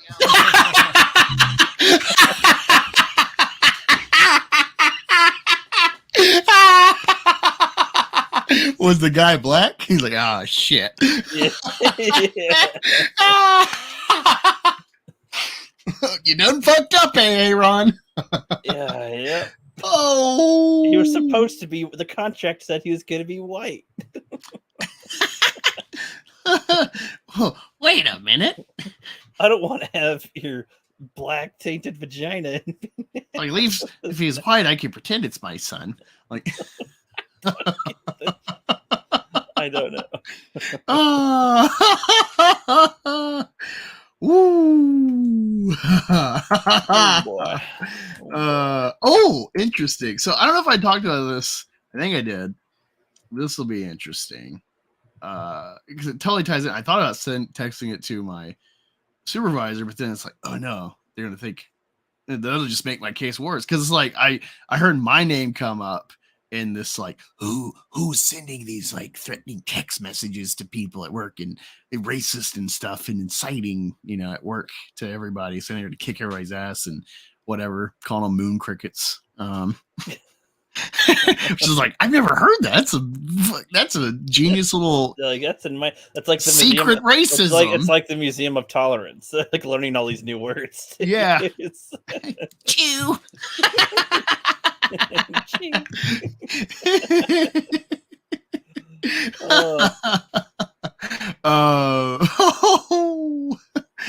All right, let me share this. I want to invite. I always click the wrong button. Here we go. So anyway, yeah, at my work, there's this like, at least there was for a minute, for like a week. They're like, no phones on the floor. We're gonna write you up, and then no one fucking adhered to it, and so no one's. You're all going penalized. to detention. No one's getting penalized. You know, like they said, we're all got our phones out. Well, if everybody does it, they can't. It's like, well, now what? Right. It lasted for less than a week, and like I was pretty observant, honestly. Cause like, fuck, like God, this really sucks. I want my phone in between this, like, not even that it's downtime of like, oh, our shit isn't functioning. It's just like there's literally downtime in between your task that you're assigned on your respective lines or whatever. Like, there's just naturally some downtime in between, outside of your lunch breaks and your 15-minute breaks. Hey, yeah, you have a good night, right, Key? Thanks for joining. Yeah, she's probably like, okay, after that last bit, I'm gonna head out now. I'm sorry. But anyway, this all comes up because I found this, and we're all going to experience this freshly. I only know the tag for like the headline. And it's very pertinent to my own. Okay, here's the thing: we got this new plant manager who's been here for, let's say, a year or so, and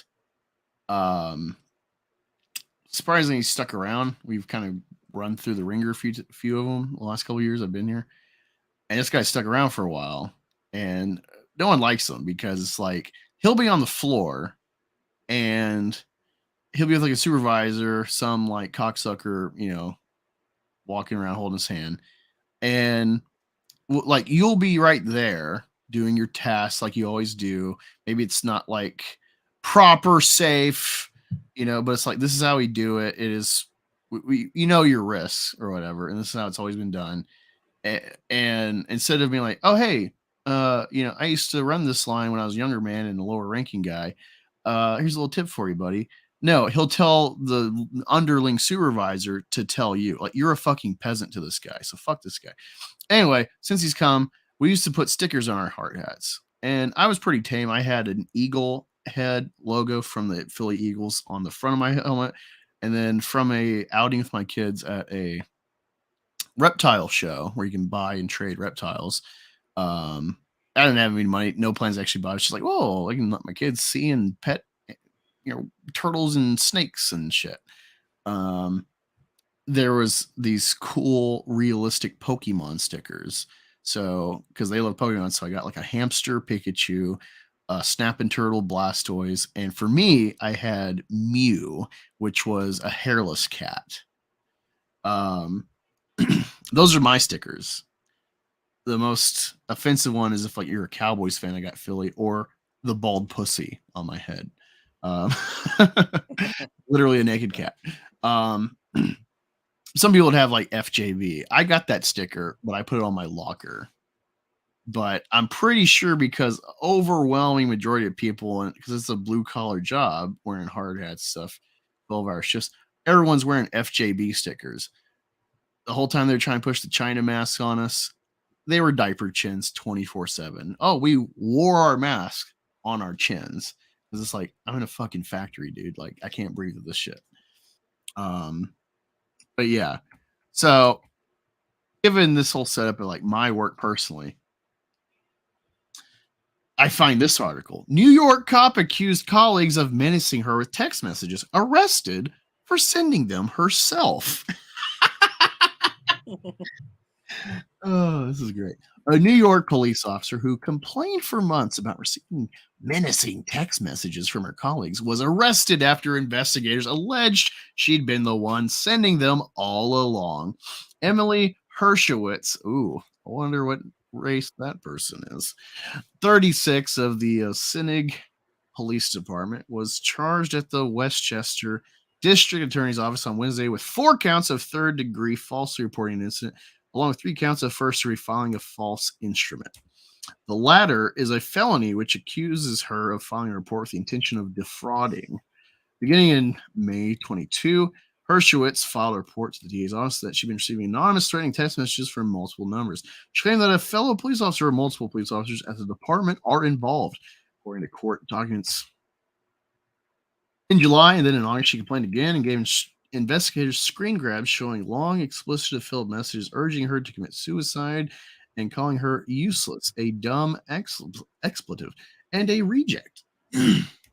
Police and local officials were so alarmed by what was described as messages increasingly threatening content, they reached out to the DA to investigate further before Hershwitz said she wanted to drop the complaint.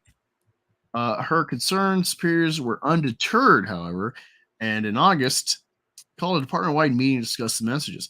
The Ossinig mayor, along with other local officials, were invited to attend, according to the journalist, but investigators reported we were quick to suspect Hershowitz, and by October issued a search warrant of her phone and digital accounts. Prosecutors said the evidence quickly indicated she was in charge of several of the phone numbers that the menacing messages had come from, and that she'd likely sent them to herself. Following her charges last week, Hershowitz was suspended with pay. I wish I could get suspended with pay. All right. The criminal complaint. No, that Get fired with more pay. Going to the details, appeared to have sent 3 of the text messages, though did not know who. Former police officer who resigned in the spring over separate disciplinary charges come up as a possible accomplice to Hershowitz. Rinaldi was reportedly brought up several times through the investigation to the messages, and his lawyer said the former police officer was the subject of investigation.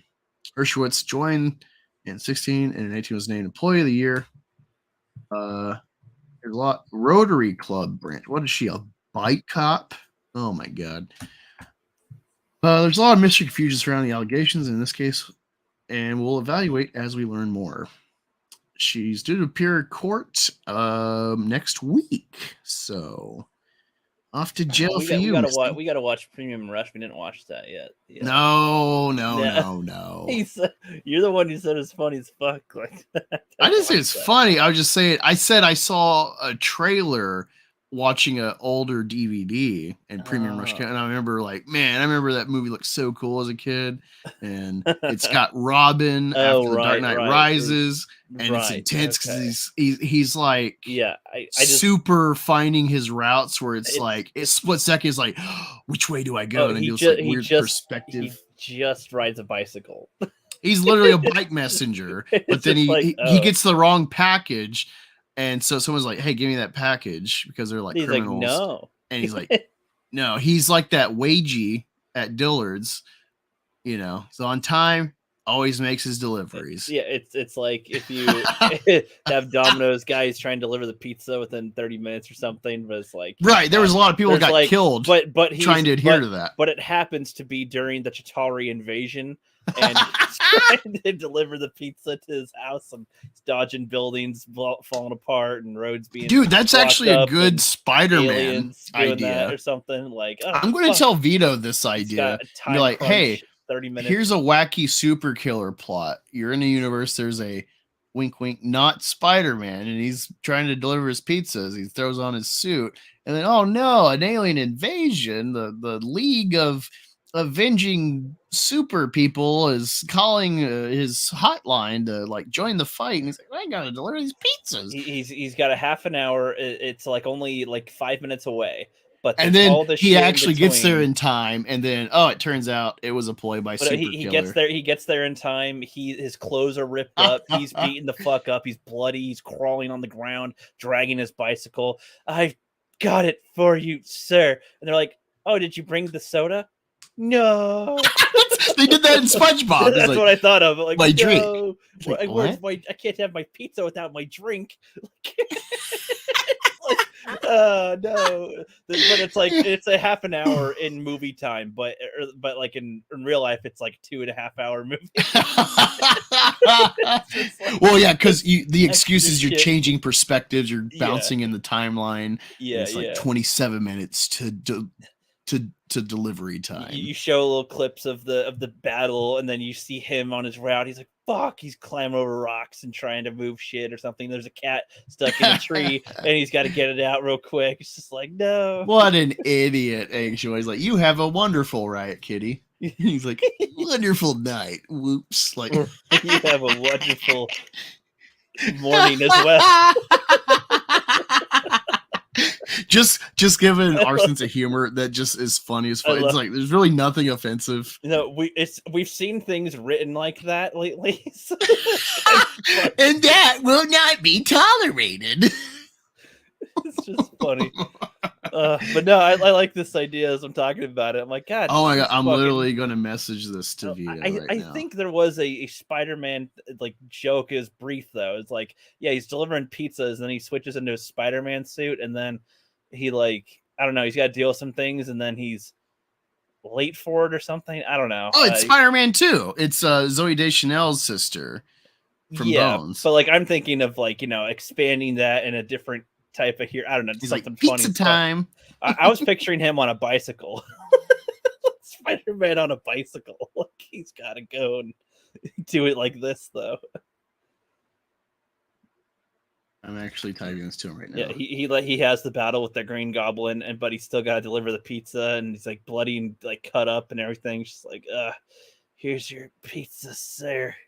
Sir, that's not who I am. That's next door or something. Nah, fuck. Pizza's free. Oh, jeez. I entirely forgot what we were talking about. I'm sorry. Well, we're going to be talking about Hollywood in a minute and their blunders, but before that, I want to send this to him so I don't forget.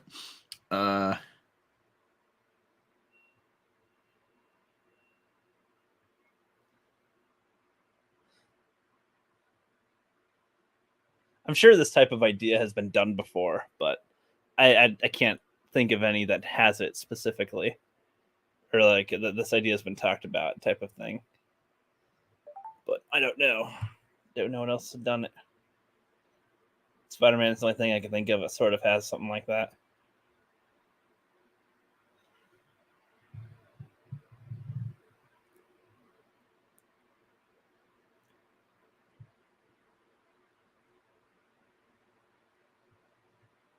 But yeah, so yeah, just stay busy for a moment. one sec though. Well, I shit. Gotta do something. Do we have a clip we can play while this happens? This concludes the Horn. They gotta get their hands off my butt.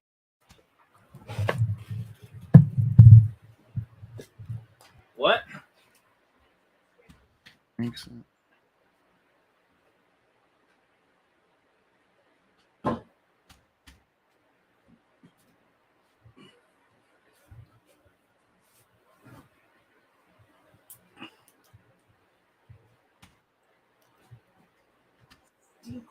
So good, isn't it? Yep. All right, sorry about that. Now I'm back. My aunt is coming by probably in the next 2.5 hours. She'll arrive from Virginia. And we have an air mattress in the spare room, and our cat just came inside from outside. He's one of those clawer types, so I had to close. That will not be tolerated. Your clawing will not be tolerated, pussycat.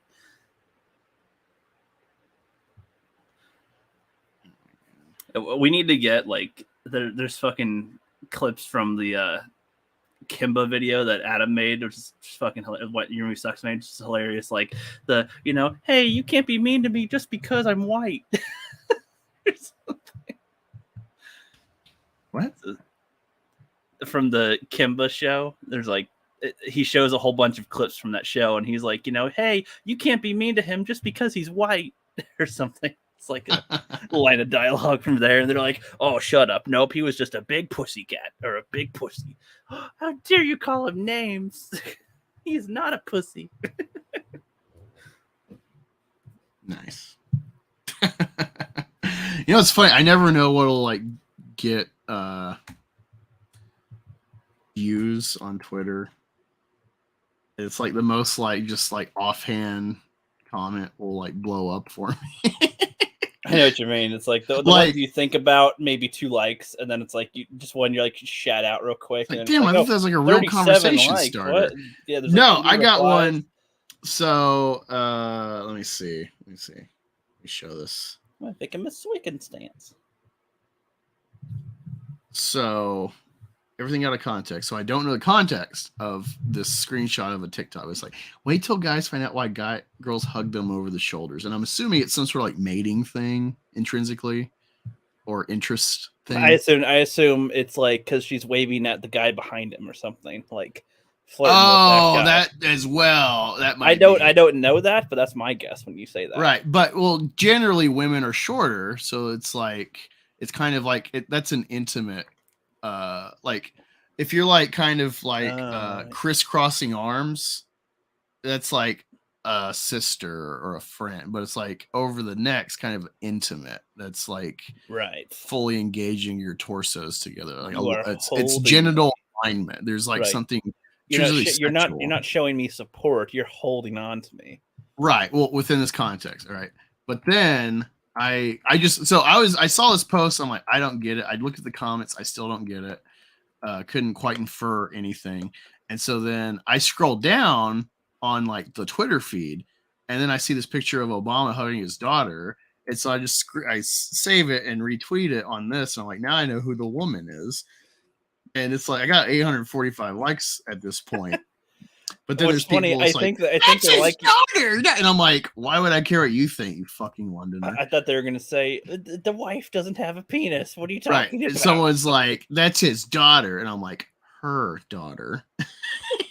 So I'm implying that, well, given the context or lack thereof of this girl post, this is a feminine thing. So he's in the bitch role. Mm-hmm. And it's like, this has nothing to actually do with politics. It's literally just like a conveniently found picture in the moment. Someone's like, no, it's just kind of hard to hug short people. And someone's like, gotta make everything about politics because it's his entire personality. And it's like, totally not what happened. Someone's like, that's a father showing affection to the child. Seems like you wouldn't be very familiar with that, though. And then someone's like, sorry about Trump, man. And then someone's like, man, you really don't know how American white Trumpismen are famous in all the fucking world, right? My God. I'm like, what does this mean? It's like, what is the original post? And it's like, oh, because I have Ted Kaczynski for my profile picture, who's the Unabomber. Mm-hmm. I guess I'm white. It's like he just recently died, so he's on my mind. And it's like reading his knowing what MK Ultra did to him and warped his brain, and then his motivation behind his bombings and his disdain for like democracy, and he hated conservatives and liberals fairly equally. He hated the whole American system. And me getting a Nietzsche, it's like, even if it's like some of his methods you could argue are misguided, it's terrorism. I kind of see his manifesto perspective. I kind of get it. I kind of agree. What I've read. It's so maybe that's why they're inferring. Maybe they know the Unabomber picture and like, he's a white guy. And it's like, I don't know. I don't even feel about Trump a lot at all. Like, yeah, I don't know. It's just funny. Like, wow, I put. I don't think you post enough about chicken and grape soda. Right. Okay. So like, let me find make one. it clear. So like, yeah, here's a funny meme on my phone I've had for years. It's like, cookies and milk will never be the same again. Sense to me. There's one I posted recently. Oh, we'll have to talk about Target. That's still in the news. With something new, interesting actually, that I'm very like, wow, this is gonna shoot you in the foot. Like, what is happening in conservatism? But yeah, anyway, I'm like, I say, quote, whose image is on this coin? And I say, I never understand how you can be Christian and say taxation is theft when your God specifically utters to respect the authority of government. Because the whole context is like, who does Jesus serve? Whose side is he on? So like a lot of these things, these like memes of Jesus interacting, like responding to naysayers, or it's a lot of like philosophical trap games they're trying to pull on Jesus in the Bible. Like when they're like, this woman's a whore, she was caught adulterizing, and then he's like, he who's without sin cast the first stone. And it's like, ooh, that made him really mad. And they all walked off because like it is the law of Moses to stone an adulterer to death. But of course they only bring the woman, not the man. How did they know this woman was adulterizing? Where's the man? He should be killed too. If this is, all these factors. you know, No, and he because totally Jesus is he's a bigot. He's no, Jesus obviously. Jesus is a fucking MC on the mic. Well, they would say Look, he's a bigot. That's literally, he's Jesus was smooth. I mean, he's God, so he made all these rules. He knows everything, but he's literally a smooth operator in these word games. So yeah, the context is like, you know, should we as Jews actually pay taxes to a pagan regime that does not respect our God and our laws? There, you know, does not what? huh? They show in disrespect. Oh, No, right, yeah. that Jesus would is not like, be you have. tolerated.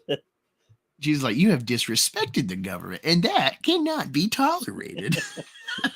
It does read like a Terminator, the where it said. Kind of. It's just like, a robot. Like that would not be tolerated. But yeah, like, you know, I am kind of trolling Christian right people that say taxation is theft.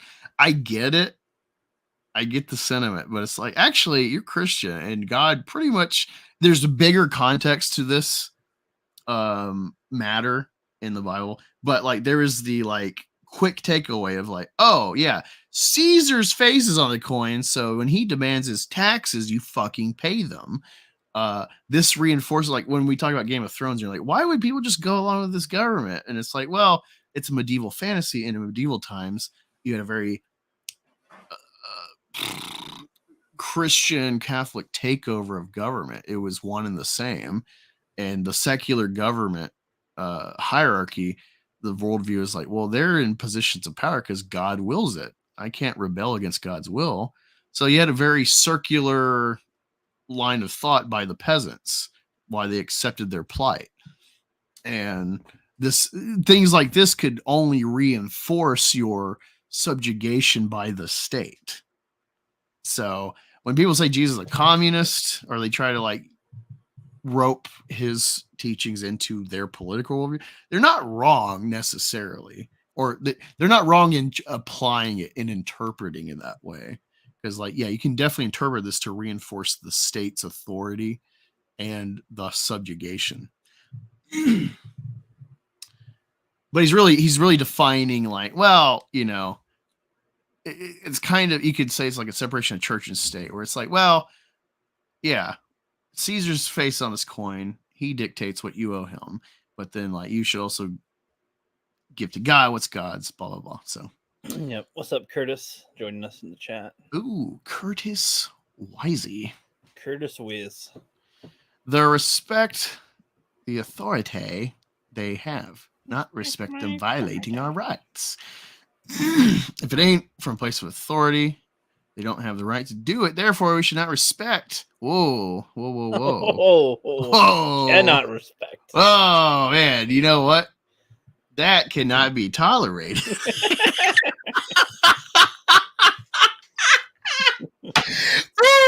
It never gets old. You can reapply it all the time. Like, there's a dumb joke I have where it's not even a joke. The joke is like me trying to ad lib a new thing. So, you know, in Bullet Train Rookie, when not Zoe Kravitz, the girl that plays Domino, when it's revealed that she's the chick with the snake and she's got the antidote, and her last line's like, bitch. You know, she's always saying bitch to like close her lines. Yeah. It's like a dumb, funny thing like Scary Terry. And so that same like humor, there's this one guy where I'm always like, oh yeah, pallet bitch. You know, like, but it's always like, what is he doing at the moment? And it's like, we have very repetitive jobs. So it would be dumb if I just said the same thing every time. So it's always like, I'm trying to like add new notes and flavors. Like, oh, you're sitting on that today. So blank bitch, you know, like, yeah, you do that. You fix your tape bitch. Like, it's stupid. Tie your shoes so you don't trip and fall, bitch. It's like, yeah, shoe bitch. Like, just literally whatever the task is or what he's doing. You can't have your feet on the floor. Oh, you're a bitch. No, it's not like, haha, you're a bitch. Just like, oh yeah, blank bitch. Like, oh, you're doing tape right now. You're getting your tape ready for the task. Tape bitch. Like, oh, you're on the forklift. forklift bitch. Oh, you're dumping the scrap bitch. Like it's literally stupid, you know, but it's like the appeal is like, how can I like on the fly without really like, oh yeah, guy that owns a Mazda, No blah prep blah blah. time. Yeah, literally just on the spot, which is like that's not my Hey, style. Air So it's breather, bitch. right. Yeah, it could get really dumb, really lame. So it's the inventiveness that makes it fun. Hey, room temperature, bitch. Right. But yeah, sorry. The respect really can't tolerate that disrespect to the government. Anyway, he says when they are not using their authority against the rules that were set by the Constitution. Yeah, no, okay. So again, with taxation stuff and this whole thing, and me kind of thinking that logic is like I get to say it, but it's fucking retarded. Especially if you try to profess your Christianity and also want to say taxation is theft. It's like those don't go together. You know, the civic duty to the secular government you are a part of is very implicit in the words of Jesus. That is, I think, one of the interpreted takeaways of that line of like give to Caesar, you know. So this idea of like, well, I'm not going to vote. What does it matter? It's like, well, yeah, no, things have gotten corrupt, but that doesn't mean you forsake the system necessarily. You still got to do your part. Yeah. So like the Greeks, very much about civic duty, and one can argue a lot of Christian and before it Jewish rhetoric and worldview was very antithetical to Western values, but it's a very amoebus religion. Whoever it borders they inhabit, they kind of to some degree blend. And so a lot of the Bible and its Western interpretation and not rewrite, they rewrote the Bible, but just like over time translations can change meanings or lose it, whatever the case. Christianity has been very much a Western phenomenon, even though it is really an Eastern religion. And so you have I think an implicit manipulation. Who did it? Or was it on accident by the writers? Whatever the case. Yep. A lot of our values that we tie to Christianity actually like, do they go to, was that the intention? These seem very antithetical because like everything that we value of Western culture implicit is pagan, not Christian. These are things that were already here before Christianity happened. But then Christianity likes to take the credit for like American values. And it's like, not really. Let me see. Corruption. But yeah, the thing is, regardless if you believe in the Bible, there's a great lesson in it for government. Like the religious government of the chosen people would off and on again become corrupt. And then that's usually when they go into like their slave periods under like the Babylonians, I guess Phoenicians, I would guess, Egyptians, Romans, the Greeks, etc. The constant ebb and flow of the Jews in persecution to superior forces that take over their lands. And it's usually the narrative, at least of the Bible, is like, well, this is a wrath incurred on them by the will of God. God turns away from his people for turning away from him. So I forgot, kind of lost where I was going with that, but damn it, Chris. I know there was something there. Oh yeah, what I was saying is like corruption. I think people really get tied up with like, well, look at they're wasting our tax dollars to go to Ukraine or this or that, the China virus, whatever, you know, lining their own pockets. And it's like, well, I mean, if you believe in the Bible, it's implicit in like the religious governments of corruption. So why would you think secular man's government wouldn't become corrupt off and on again? It's a thing you got to live through. You try to change it, but it's like, it's going to happen. Man's free will. These are narratives that are implicit in the book that you, the Christian, not you, Curtis, but you, the Christian, adhere to. But when it's not convenient, it's like they try to separate the two. And it's like, no, you have to be a dutiful civic servant, do your part, vote, pay taxes, etc. a tribute to society. This is something dictated to us by the words of the God Man. If you're speeding and caught in the wrong, respect their authority. Accountability needs to be taken. Yes. Anything less will not be tolerated, Curtis. I heard taxes are kind of unconstitutional. IDK is true, but it sounds true. Oh no. Well, I can no longer tolerate you as a subscriber if this happens, Curtis. Do not convert to Judaism. I don't know what's wrong with Rookie. I guess he's dealing with the air mattress or his kitty cat. But yeah, if anyone wants to hang out for a bit, I'm going to drop the link. I've been trying to be adherent to this initiative, and I always fucking forget or got to go to bed. Here is the StreamYard link. Hop on in. What's your problem? And I'm going to bring up this article that I saw on Vito's channel today about Hollywood, specifically Disney Variety.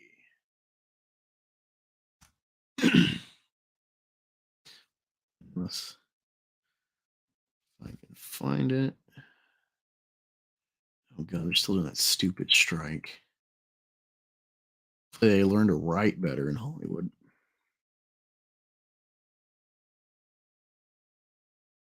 I saw something about apparently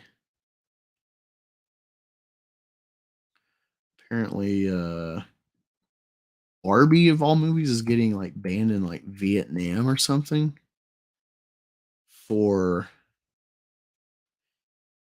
a incorrect map or something. I don't know. We'll look into that.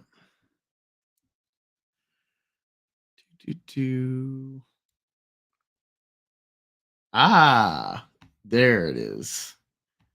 All right, let me pull this up. Preset. No slides. Fuck you.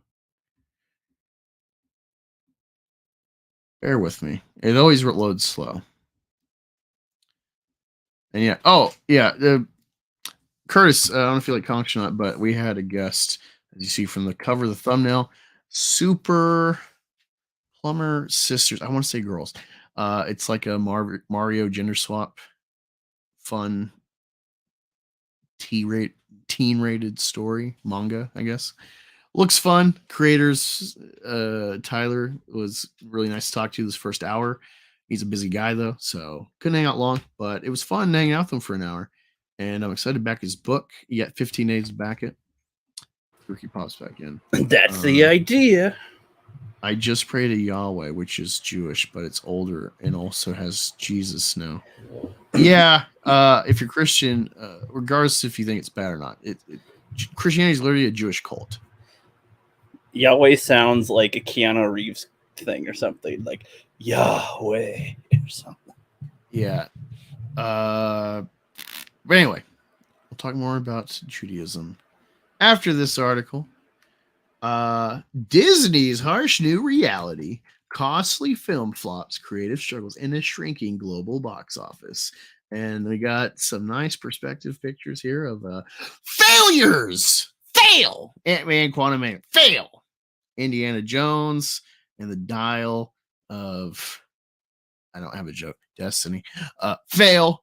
And Elementals, instant bomb. At least Indiana Jones has a chance to build a success, but it'll from apparently it's a $300 million budget plus marketing. So Did you guys see it? Fuck no.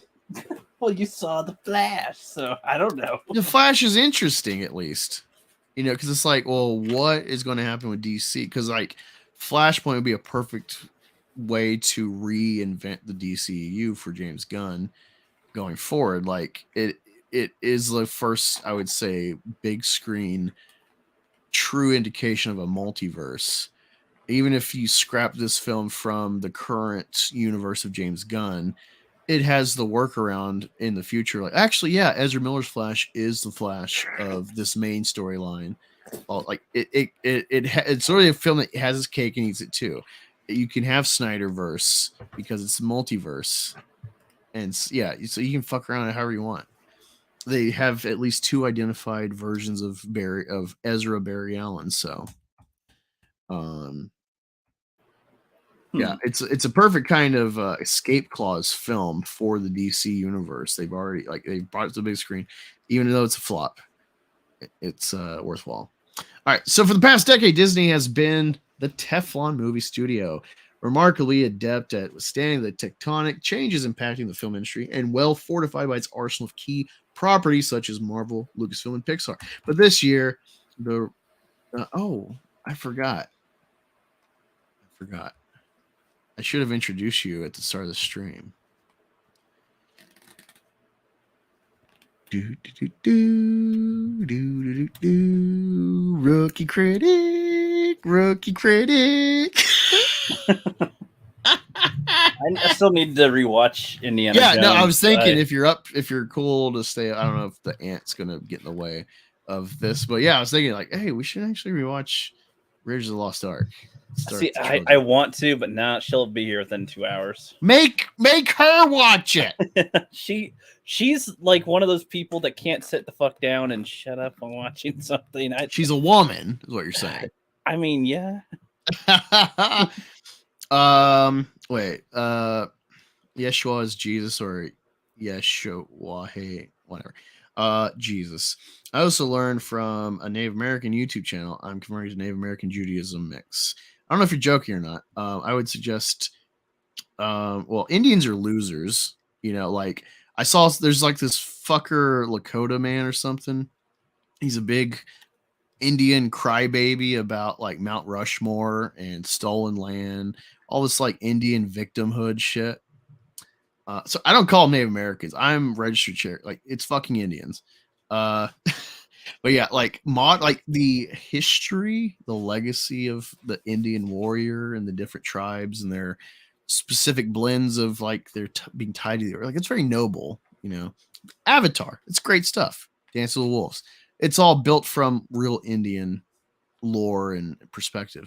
But like Indians of today, the remnants, it's all just whiny bitches. It's like they've really bought into the victimhood narrative. There's nothing proud about being a fucking Indian today. Their accomplishment is fuck. Ooh, we got the white man back. We made casinos to steal his money. Ooh, cool. You know, it's only allowed because America lets you make casinos. Like you're on quote unquote sovereign land that we let you have. Like it's a pity. It's literally charity that America gives Indians. They beat all the tribes down, put them on reservations if they didn't kill them all. And it's like, we feel bad. Here is some land. Like that's the reality. And, yeah. Anyway, the Lakota guy, Civi's like, oh, it's stolen land. Mount Rushmore, like that mountain was like a holy site for our people, our gods. And I'm like, your gods forsook you. Or either that or your gods aren't real or your gods are losers. Like, I think there is something to be said about the legacy of like civilizations die out. It's just a natural state of things. But it's like, do they die with dignity? And it's like Indians, no. So I don't know. I would look at history to kind of validate religion. Like as much as like victim narrative there is in being Jewish overall, like lots of people love using the defense. I'm Jewish. Like they don't go to synagogue. They don't adhere to the laws of Moses, but they love using the identity of I'm Jewish as a shield. Regardless. When was the last time you've seen The Mummy? Ooh, I tried to watch it recently. I just wasn't in the mood. Now, there's a funny ass part. I don't know if you watched up to it. Like where Benny, the guy, the guy's got all the chains on his neck. He's got all the chains on his neck, and the mummy is approaching him. He's like, "Oh, my heavenly Father, protect his sheep." No, okay. In Arabic with the next one, and then with Chinese, he goes to the Jewish, and he's like, "Oh, the language of the slaves. Maybe I can have use for you." Yeah, like, this is an Angus joke. This is funny. Yeah, no, it's funny. But yeah, like regardless of like the modern state of like the victim narrative that the Jews have taken on themselves, like the Jews should be like a proud warrior race that is like, look how durable they are. They've withstood the Seleucid Empire, the Alexandrian Greek Empire before it, the Parthians, I think, have taken their land, the Persians, Babylonians, Phoenicians, Syrians, Assyrians, like all these cultures that have stomped through their land. The Egyptians, that's like their marquee story is their freedom from Egypt. Moses, the deliverer into the Holy Land or whatever, the chosen, whatever you call it, Canaan or whatever.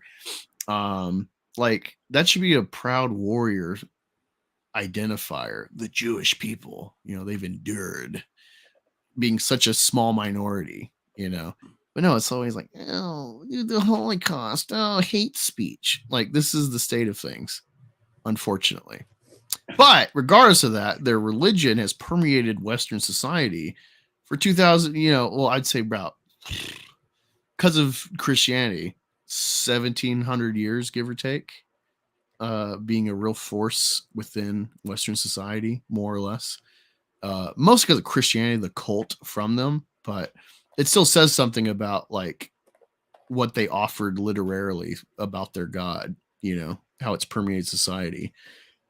Western laws, I mean, it goes back to pagan stuff with the Greeks and Romans, but yeah, also I'd say the last like medieval and on British law into America, it's very Judeo-Christian, specifically the 10 Commandments is a real backbone of thought behind lawmakers for our culture. So like at least there's a value there implicit in the culture. Indians, I mean, it's cool mythology loosely, but I don't know. It's just, they lost for a reason, and your religion kind of reflects who you are after you're gone. And I don't know, there's something there. You're a seeker of truth. They are survivors. Yeah, this should be that should be like a Spartan thing. Like apparently Hanukkah, because I'm learning about the Seleucid Empire. They're derivative from Alexander's kingdoms, and apparently like the Hanukkah, the candles and stuff, it's all tied to like I think the Maccabean revolt, like a big famous Jewish revolt against the Seleucid Empire. An empire stretched from like Ionia all the way across into Persia and beyond, and close to like Afghanistan and like India. It's huge spans of land to maintain. And they got beat out from Israel by like a little tribe of people. Should be nothing. That's the root of Hanukkah, I think, was that. That's like the candles had something to do with that, the menorah, if I'm not mistaken. And it's like, fuck, man, I'd be so embarrassed if I was the Seleucid Empire. But like, what a great accomplishment for the Jews. I've never heard them talk about it like that. It's always like, Hanukkah is just the thing that you got to do. And it's like, no, we're celebrating like withstanding, terror on our thing or something like that. Yeah, a Greek Hellenic empire after Alexander, they withstood. Our ancient brothers stood strong against oppression or some shit. And it's like, no, it's just the day that's not Christmas. Yeah, let me look it up actually really quick. Seleucid Empire Jews. Seleucid Empire. The way you said that made me think of like archetypes like vampire Jews and werewolf Jews or something. The Maccabean Revolt. All right. Maccabean Revolt of 167 to 160 BC was a Jewish uprising in Judea against the repression of the Seleucid Empire. The revolt was led by a country priest called Mattathias, and his military followers became known as Maccabees. Successful Jerusalem was captured, and the Temple of Jerusalem reconsecrated, an act still commemorated today in the Jewish Hanukkah festival. Yeah, and then it's like this article gives you like backstory. It was like, that's fucking cool because like, yeah, the Seleucids, yeah, fucking huge empire. That was the biggest chunk of land left over from Alexander's conquest. And you had Ptolemaic Egypt, Antiochus, and like Macedon and Thrace, the Greeks areas. So it's like that was the biggest chunk of land. It was also why they lost, because they were so diverse. They didn't like institute a set culture that everyone agreed upon. But no, that's cool. But all I hear is like, oh man, hate speech. Someone gave the teacher a Hitler drawing. Oh, like they have a Christmas tree in the donut shop, and it's Hanukkah time. Where's my menorah? Like, what a bunch of whiny bitches. There's no plays about Jews. There's plenty of Christmas songs or something. Right. No, it's like legitimately, this is the big problem, is the victim culture of all these minorities today. Especially, just reading about these people did this thing. They didn't like conquer great expanse of land, but they kicked out a conquering force out of their land when they had no right to actually do it. You know, it's like, that's some Star Wars shit right there. That's the rebels, you know? That should be like the Ewoks defeated the. I have no idea. One of your key holidays, like Passover and Hanukkah, are the two major Jewish customs of holidays. I know no fucking idea about this. I had to learn it from someone who actually adheres to the faith, Chris Fisk. I respect. And it's like, what? Like, that's really cool. That should be like, like when you're Greeks, like, yeah, Spartans, Alexander, that's our legacy. I don't hear about it. All I hear is the Holocaust. You sound like the chick from Monsters Inc. Jewish stereotypes. You sound like the lady in Monsters Inc. That's like Mike Wazowski. The Holocaust. Are you still complaining about the Jews speaking of Jews, we're talking about Hollywood. But this year, so we're on topic. Gotcha. The long reigning titan of the box office has shown cracks, as 4 of its biggest releases from those brands and others have struggled in theaters. There was the dispiriting release of Ant-Man 3, a rare Marvel movie to likely lose tens of millions in its theatrical run. The Little Mermaid, a 89 remake that fell drastically short of expectations. Elemental, an original story that tried and failed to recapture Pixar's magic. And most recently, Indiana Jones and the Dial of Destiny, a nearly $300 million investment in one of cinema's most venerable franchises, which no longer appears to have the same hold on today's audiences. Which is, I was listening to a video and he's talking about, like, all right, like, I don't have a nostalgic attachment. He's talking about, like, the nostalgia for, like, Flash and Indiana Jones both being a huge factor to try to get butts in seats. Was like, all right, here's established franchise. Here's an old guy coming back into the character that everyone loves, and it's like, well, it didn't have any stay power. It's like, well, like, he was 2 when Batman came out in 89. I wasn't even born yet. Batman Forever was my first Batman film. It was actually, I think, his first Batman film in theaters was Forever, he said, which is, like, honestly, I think it's a pretty fun movie all around still. But, it's like the Burton era Batman doesn't have the hold on society. Like, if you got Christian Bale Batman in a Flash movie, like, holy fuck, that would be cool for, like, recency. It was like, I know that guy. I've seen that movie. Yeah, I love that. That is an icon of the character. Keaton is an icon of the character, and it was a huge. Batmania was huge, but it's 30, 40 years ago. And Indiana Jones is a weird one, though, because I feel like Indiana Jones, especially because it was already, like, the story is like 30, 40 years old when they made them new, because it's set in the 30s. So, like, when Indiana Jones is doing Nazis, it's like the war hasn't even happened yet. Or if it has, it's only been like their invasions. It's not like the world wars happened yet in the Indiana Jones movies. And so there's Nazis in those. No, I'm just kidding. I was trying to do it when they talk about the gods, kind of. So it's like, it's already a historically set fantasy, a power fantasy of, like, an everyman, with a lot of stunt work and stuff. So you got a good story of, like, a sort of smart guy in his field who actually goes out in the field, gets in wild shenanigans, and tries to preserve history through archaeology as a researcher, explorer, professor. So it's a pretty well-rounded idea, and given that it's set like 40 years before when they were actually made, it's already, like, timeless. You're always going back to, like, a certain pocket of history to tell his stories. And given their stature in Hollywood iconography and its kind of timeless delivery, it is weird that Indiana Jones couldn't get people in seats. But it's like, you already have, like, the stain of number 4. It's like, that was already a send-off for the character to, like, all right, time to go retire and, like, kick my feet up and, actually settle down with a woman decades after the fact that I should have, So it's like they already kind of put a cherry on it, and then they're trying to dig back into it again. And it took years to finally get anything out for people, and it cost way too much. It's just like very misguided. I would never Well, say. and, Oh, and you should totally apparently, make well, apparently- unless you recast, like Chris Pratt would be a great Indiana Jones. Honestly, like, I know Chris Pratt's kind of overcast and everything, but he would be a great Indiana Jones. He's already done all these physical with Guardians and Avengers and Jurassic World and Terminalist. Like, he's a well-rounded, well-bodied, like stunt capable man. Sorry, what, Ricky? what was I gonna say?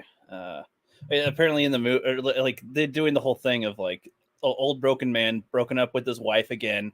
It's like when they do TV shows that they don't know what to do next. So they had characters fall in love, and then now they have problems, so they're divorcing or something. And it's like, yeah, an old broken old man, everything sucks. It's like that only works with like. Can we get different stories with this? I mean, yeah, this happens, but Jesus Christ, that's the only thing they James know Bond, how to do lately. Daniel Craig's Bond is like the appropriate amount of deconstruction, because it's like they've stripped the character bare, because it's always like gadget heavy, like, you know, far-fetched gadgets and tricks and stuff. And so it's like, you know what? We've kind of done everything with this character. How about we just go to basics? What if we strip this guy down to his basic elements? He's a womanizer, an alcoholic, and an amazing, clever spy. And that's all you need. And so his best gadgets, like, oh, he's just got a nice car with like an ejector seat. And yeah, is it supposed to be the man is interested, not the gadgets?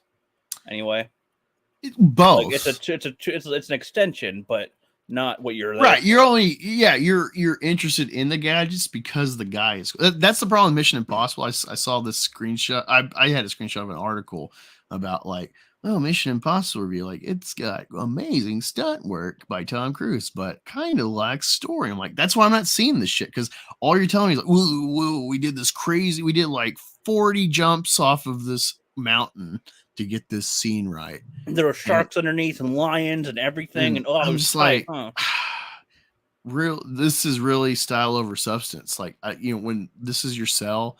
Not like, man, like this character. Like, I have no idea what Tom Cruise's character Mission Impossible is besides like American wannabe James Bond. You know, like, yeah.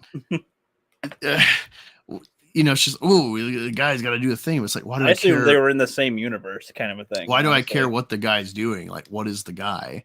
And you know, I don't need a Joker Mission Impossible where it's like, let's dive deep into his brain and what broke him and what turned him this way. I just need a sense of like, who is this guy in between his missions that are impossible? Well, it's like, isn't that how you make fucking stories in a way? Like, you have a character, you understand how this character is, and now they're going to enter into different situations, and this is how they deal with them. Like, to put it simply, and that's why the Bond films are great. Like, the worst of the 5 Craig movies was the one that was the most action heavy in Quantum of Solace, because it's just like he does a thing, and then that leads to he's got to do another action thing. And it's like, I have no time to fucking rest with the guy and get his state of mind. It's just, he's sad about his dead girlfriend that was a rat, but kept him out of being a rat himself, and so she died for it. And so he's like stuck with like a saving betrayal, and that's like, he trusted someone, he opened up again to someone, or maybe that was his first, and this is why he's a cold, like, this reinforces being a cold bastard, and being a womanizer, which being a womanizer isn't bad if like you're not lying about it or people don't expect something extra, but yeah, it's like they got the core appeal of Bond, but also like humanize them. The end of it felt like very much like a Brett Favre or Peyton Manning, like the last hurrah for that actor, but also the character. There doesn't need to be any more James Bond. Like, if they can tell a good James Bond, it's like, people cry about Batman movies. It's like, no. If you can tell me a good Batman movie, I am down. But it's like, I really want you to like actually put a lot of work in this. Don't take this character for granted and just shove them out because you own the IP. And I really like No Time to Die. It's like, I think a really good ending really rounds him out. I love the songs with those two. Just fits well. Fuck. The intros with that was good. Yeah, those last three are amazing. Love those. Sometimes when I'm trying to get like hype for work, instead of listening to AC/DC, I'll play one of those three opening songs, Skyfall or the Spectre opening, Writings on the Wall, or No Time to Die by Billie Eilish. Because it's like, good. Even though they're not like necessarily high intensity songs, like they're more chill and like almost sad, but it's good. like, well, these are songs for the movies about a high intensity alpha male, and he's equal parts savage and gentleman. It's like that's what you want to be. That'd be kind of funny to see Indiana Jones crossover with James Bond or something. Honestly, yeah, Temple of Doom has like a really cool kind of Bond-esque opening. That's the second one? Yeah, he's like at a casino or something, or some like big shindig, and he's wearing like a tuxedo, and it's like, ooh, it's classy. The main thing I remember is some lady classy and exotic. The main thing I remember is a lady fucking screaming all the time. I don't. Yeah, no, that much. is, I think, still Steven Spielberg's wife or former wife, I think. Mm-hmm. So yeah, no, it's like she's hot, way better catch than the ugly broad from the first movie, but she's also just a dumb broad that screams. Ugly broad from the first movie. Yeah, it was. I mean, compare. Oh my god, we're gonna have to compare. Let me find a picture. Actually, I think we've done this before, but she wasn't an ugly broad.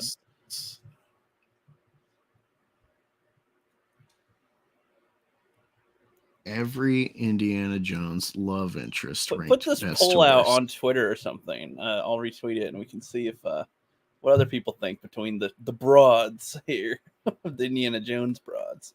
Yeah, broads. We need to renormalize that word. Yeah, you want to be a uppity broad? Toots. The Last of Us. That's a good show. So Willie Scott, who's Temple of Doom. I don't know why they show such a crappy picture. Oh God, Elsa. Oh, there's a third one. Yes. I don't remember her. Oh my God, she's a pure Aryan. God, exquisite. And they give Marion Ravenwood the fucking #1 spot. Are you kidding me? She's like average. I mean, she's like better than Arya Stark, but it's like, I mean, I'm who am I going to give to Indiana Jones? I'm going to give him the pure Aryan ideal. That's the perfect candidate to copulate and reproduce with. Not this. Well, what is this? Are you talking about? No, but you're talking about the chick that's in the second one. Right. I'm saying she's way hotter than Marion. I forgot about Elsa. I've only seen all three of these 4 of the films once. I like them. I really like them. But I remember I'm like, God damn, this chick's fucking banging. And then, I totally forgot about &3, where it's like, holy shit. It's like I don't know, because I just remember from this one bitch, and then the other one was more like, oh, you asshole, get me out of here, kind of, yeah, you turd, like. Marion is a character. She's like Lois Lane. She's got attitude and spunk. I'm not disagreeing that Marion's a better character. Maybe I'm in saying action I'll think differently, but I don't. I'm saying the actual broad in the film, like Pretty, who I'd be like, hey, this is a way better deal for you, Indiana Jones. Yeah, the fucking cute blonde. Maybe if she could have kept her mouth shut more in that fucking film, then maybe I'd agree with you. I don't know. It's hard for me to think like, yeah, you should have this one, the yapper, compared to the other one who's like, I don't know. Also, when we meet these women, it's like, all right, here's just like, some eye candy at like the opening scene. Marion is like fucking out drinking like a fucking a Mongolian or some shit, some big brawny guy. And so I'm just like, oh, this broad gets around. No, thank you. It's a full, like, there's like the initial gut, like, no.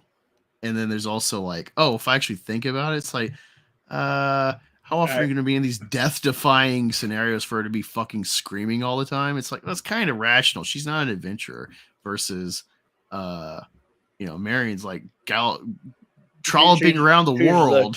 She's a Tomb Raider, pretty much. Yeah, an average-looking Tomb Raider. Or, let's go back to Miss Curtis. Who's your money on, Curtis?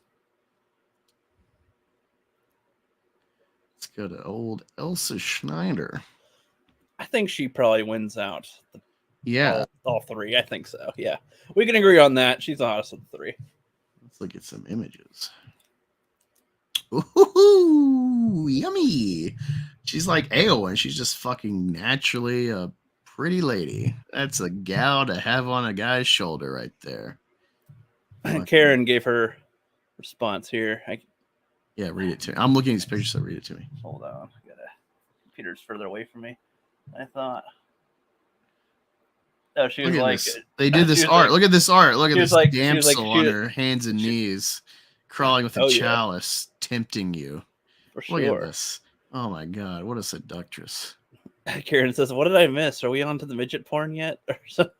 Fuck yes. Oh my god. We're Karen. Give us your opinion on which Indiana Jones broad is the hottest. I mean, just look how vibrant this face is.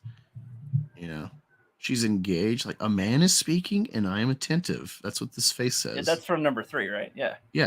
Yeah, I agree. Number 3 wins. Like, that one wins hands down. Yeah. It's 3, 2, 1. 1 is the worst. You're wrong there, though. I don't know about that. Now, I'm not talking about personnel. I'm just saying. No, I know you're saying, but I'm breeding. I'm breeding you. with these ladies, and I got to pick the litter. Who's getting the first shot versus, like, all right, the third shot? That's like, I don't know. The one in the second one, sprinkle. The one in the second one had like that too high prissy, like the fuck. Just even her looks, her demeanor, all that. I don't know, man. Like, if it was just still images we looked at the beginning, maybe that'd be like, a side by side of their sexiest pics. Oh, Curtis, you're good. You're good. Hold on, let me catch you on this. Indy Bond crosser. That would be fucking awesome. Especially you had literally fucking Bond in a Indiana Jones movie as his dad.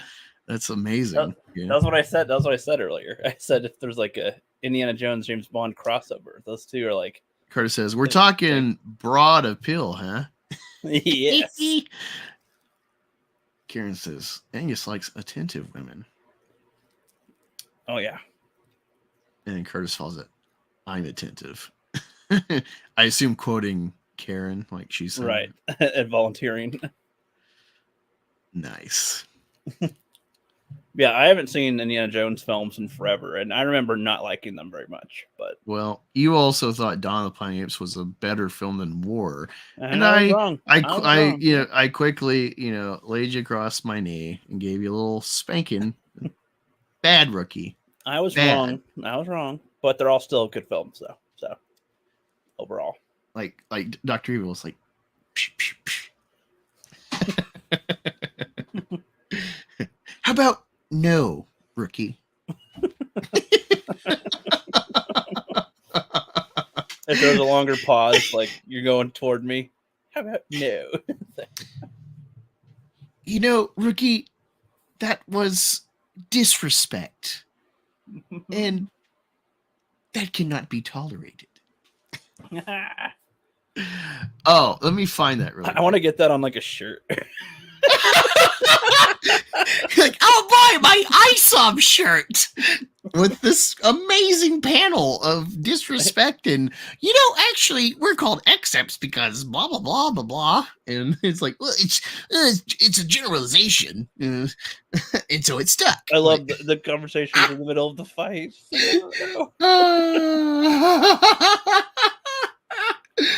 Let me. I actually got a link. I'll show y'all like what we've been talking to Isom off and on every week. Rookie finally read it with me. I was disappointed. And he's totally on board with me now and all of my complaints. And let me send this to myself. And I will pull it up to show this panel to the chat. It's fucking amazing. Oh, damn it. I gotta do this fucking sidewind and shit. That's retarded. Oh, I changed the page count. Oh my god, I literally gotta click through every fucking page. On my phone, I just scroll the whole fucking con. This one I gotta click through. You gotta click all the buttons. Like we're in caveman times. Yep. Good old Internet Archive. Hey, at least they archived it for me. Indeed, faux show. I wish there was an actual page button where I could like, oh, page 60 or whatever it is. You got to do it the long way, man.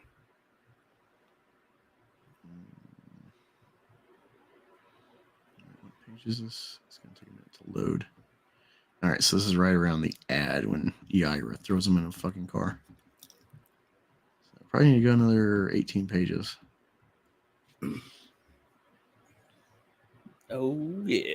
The fact that I have to click these buttons should not be tolerated. Oh my god, it makes me so happy in like a bad way. Someone saved it on the Internet Archive. The webpage is archive.org details /I_suck_on_men/ISOM.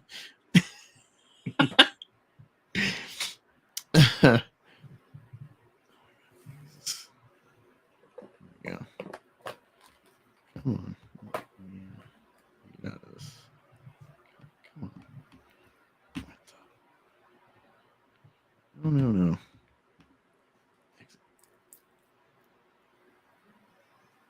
Okay. I didn't know if it let me go back and if I'd have to restart the whole fucking thing. Bear with me, people. We're getting close. No. A lot of pages to cipher through. Is it in order or just random? No, it's in order. It's just compared to my phone where it's like a download. I just scroll the whole fucking thing like a PDF. This one is like 53 of 102. Click 54 of 102. I would think you could just do your arrow key to the right and just boom, boom, boom, boom, boom, boom, boom, boom, boom, boom, boom, and yeah, I still have to like load a second, and then even though if I'm on loading, what the fuck kind of ancient fucking 2010 shit is that? Internet Archive. Oh Lord. Having to wait like half a second. My God, are we old men? Are we ancient? Just not talkative. Eat the banana, rookie. Yeah. Eat the banana. She's referring to my trailer of the Fat Speedster. Which, well, if it's going to take you another minute to get that, I might as well share that here. I mean, we're already looking at ISOM. We might as well look at more shit. Fuck you. No, I legitimately I watched this Rookie over the phone. I'm like, fucking, this is hilarious. Especially knowing Rookie and some of the things he included. I'm like, oh my god, you actually got this? Yes, only they knew. Well, and it's funny because like a Drink with Crazy and a couple of his friends they look at comic stuff all the time on Wednesdays, and I tossed my link in there. And out of 15 things, they picked 4 that they wanted to dive more deeper into. Mine was one of them, and then they voted that mine was the best. It was the funniest anyway. So here we go. You created a device that temporarily gives people superpowers.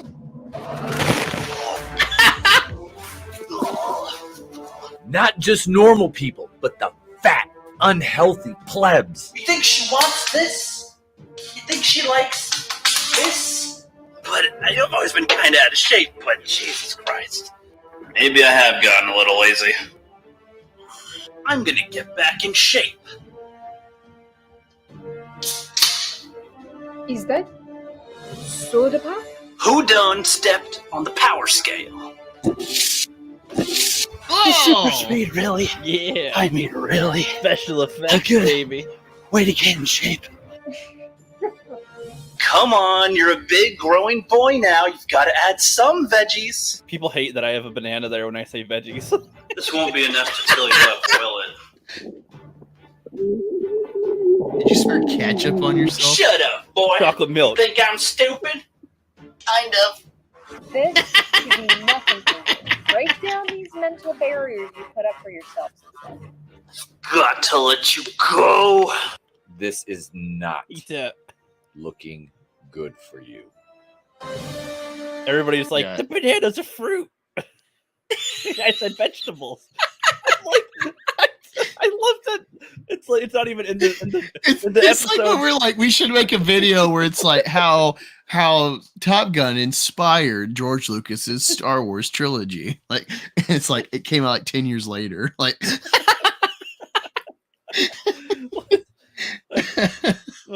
that would be the reply, like, you idiot, blah blah blah. And it's like, oh, I know, this is on purpose. Like, Yeah, I know. It's like, I love it because in the episodes they're not connected. The veggies and then the fruit part, or with the banana, it's like, no, those are separate scenes. It's a trailer. That's why it was cut that way, because that's funny. all right, so given it's your channel and your thing, you're kind of Gina Carano, all right, in this scenario.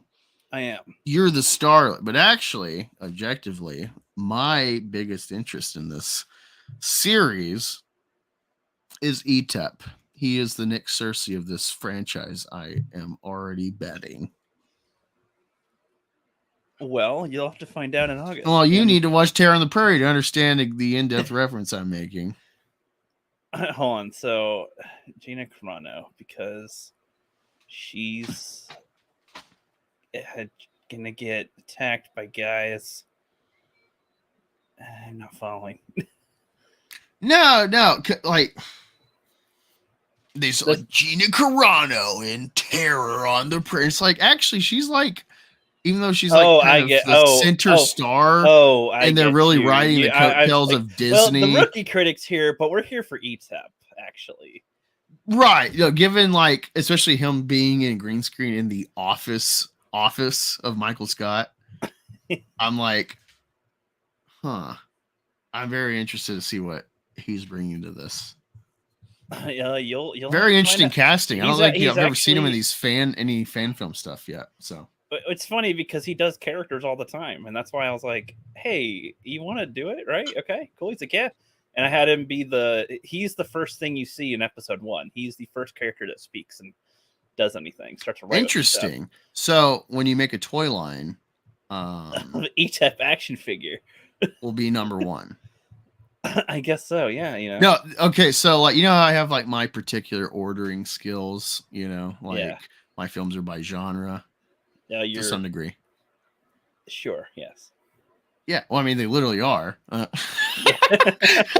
what do you mean? Sure. It's like I went through it. Like, I think you said particular, but I thought you said superior. And I was like, no.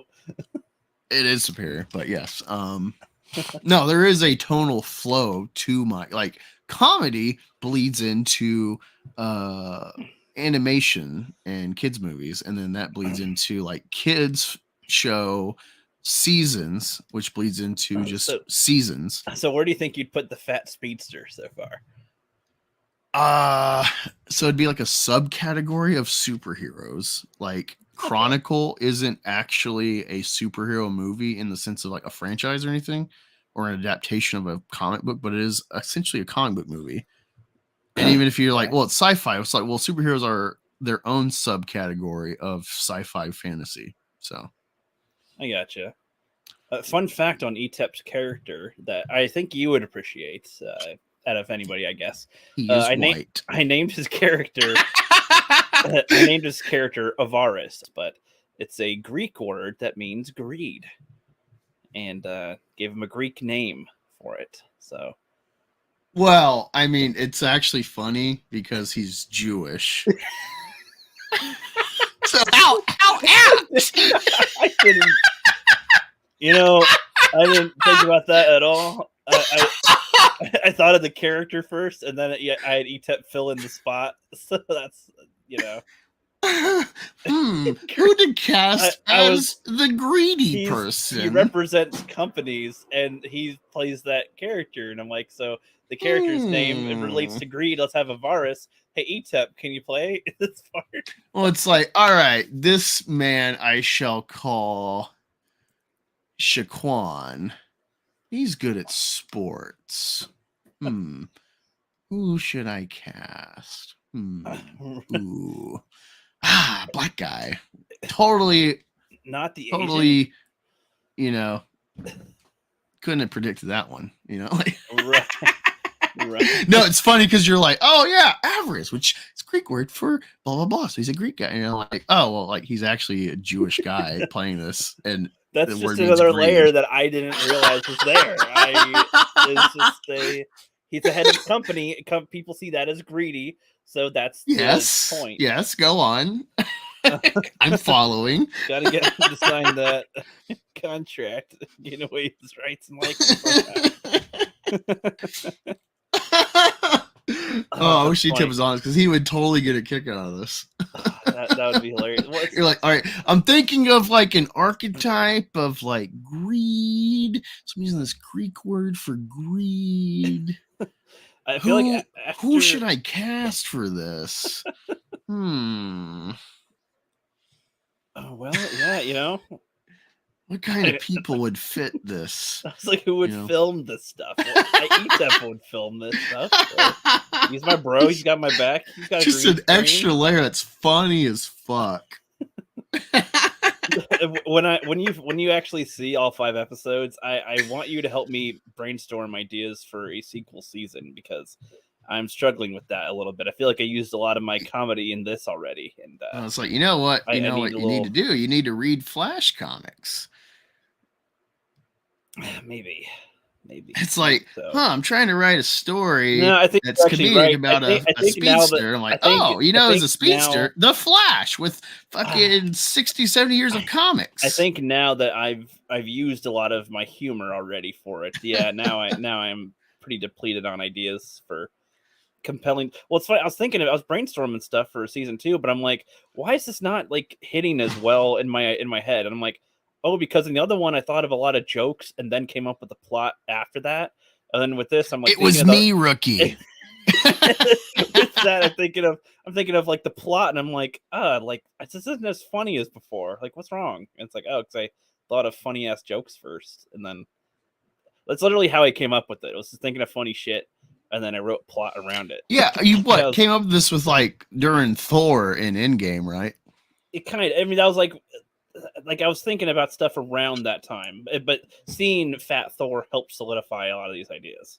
Yeah, no, Fat Thor. I honestly wish they would have carried over Fat Thor into Thor: Love and Thunder, and then just have an actual like progression of like have at least the first act him dealing with still being like Fat Thor and being directionless. That all I was thinking about was they're just like, whatever, never mind. Like the potential comedy they could have done compared to what they did. I'm like, not even comedy, honestly. More. I think they won the day, and he had that connection with his mom and stuff. Character elements in general, true. Yeah, like actually carry that through. Have that be an overhang, like the heroes won the day, but he's still a person. Like that's the whole Marvel appeal, is like even this god is a person that deals with depressing traumas in life. His whole family is dead, and parts of it are tied to his own vanity. The last of his people are just like shoved in the corner of Norway or something. Yeah. I'll be right back in just a moment. There was something I was going to look up. Oh yeah, I was looking up Islam.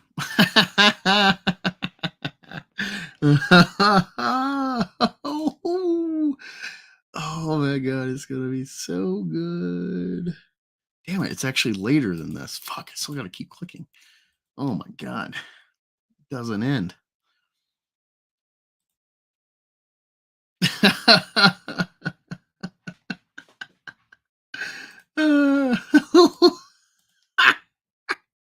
These 2 pages are fucking amazing. All right, so while Ricky's gone, I'm going to set the stage a bit for you. So in the book, Isom is a former superhero, Avery, and he's got a ranch now. He lives outside the city. He's on his own. Has like a ranch, like head of operations. Think of, if you've seen Yellowstone, I think, was it Dusty or whatever, the like dark-haired, bearded guy is like his kind of right-hand man for Yellowstone. Something like to that degree, but you have no really understanding of what he does or what the ranch is. And you have no sense of like investment by ISOM in the profession of ranching. And they never address it in the book. They have a scene where the ranch hand guy has a little heart-to-heart perspective with a new hire. And it's like, why wasn't that a scene with Avery? He could have just reshuffled this and had it before he left the ranch to do his task. You kind of get a character perspective of like his value of like hard work from the land versus city folk, you know. Anyway, he gets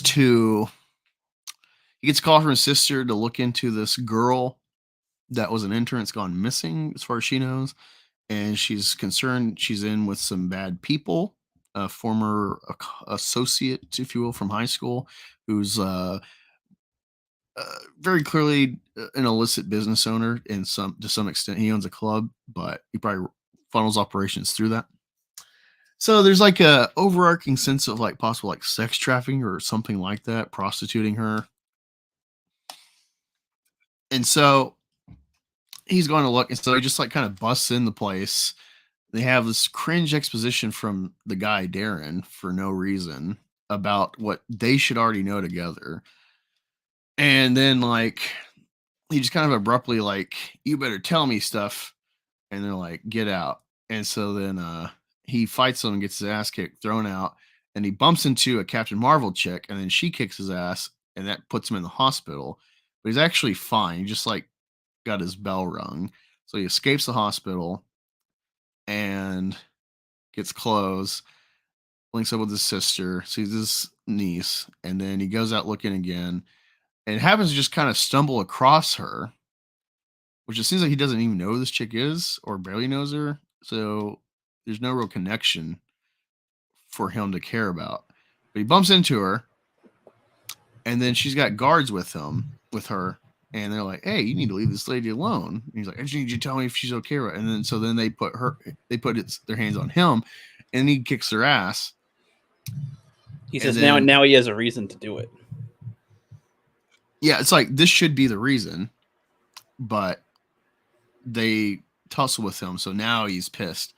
And so, which could be fine if he had a character besides, "Oh, you pissed me off." There's something more that could work. But we get no sense of like what his motivation is besides disrespect. All right. And so then this guy that already kicked his ass, who is apparently an Except. So it's like super or metahuman or mutant, whatever the case. We don't really understand what Excepts are, what the ranges of them, how the powers come to be. But there's this idea of Excepts in the world.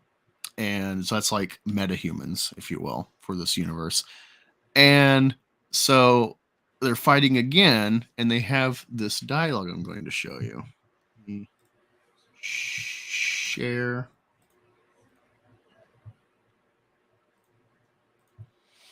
All right. So he says, "I told them we should have ensured your defeat, but even I didn't think you'd be dumb enough to come right back. This is why you heroes often end up dead." And he says, "I'm no one's hero. I came to your shot caller with respect and was met with disrespect. That cannot be tolerated." And so he's like stretching. "I'm going to make quick work of you. Then I'll walk in that sleeves vest and break Darren's face. Do not credit heroism when all of this takes place. Blame yourselves, but credit me." All right. And then we'll go to the next page. And it continues. "If you weren't so self-absorbed, you could see there is a lot of money to be made in being what you are. You wouldn't have to lose 3 consecutive fights for free. If you're special, they call you an Except. You and I know that's a generalization. We differ in many ways, different paths to being what we are, a scale. And this is why I'm not that fond of the term Except." And Iceland's like, "It's just a term that people use to identify. It caught on, and here we are. It has nothing to do with this fight."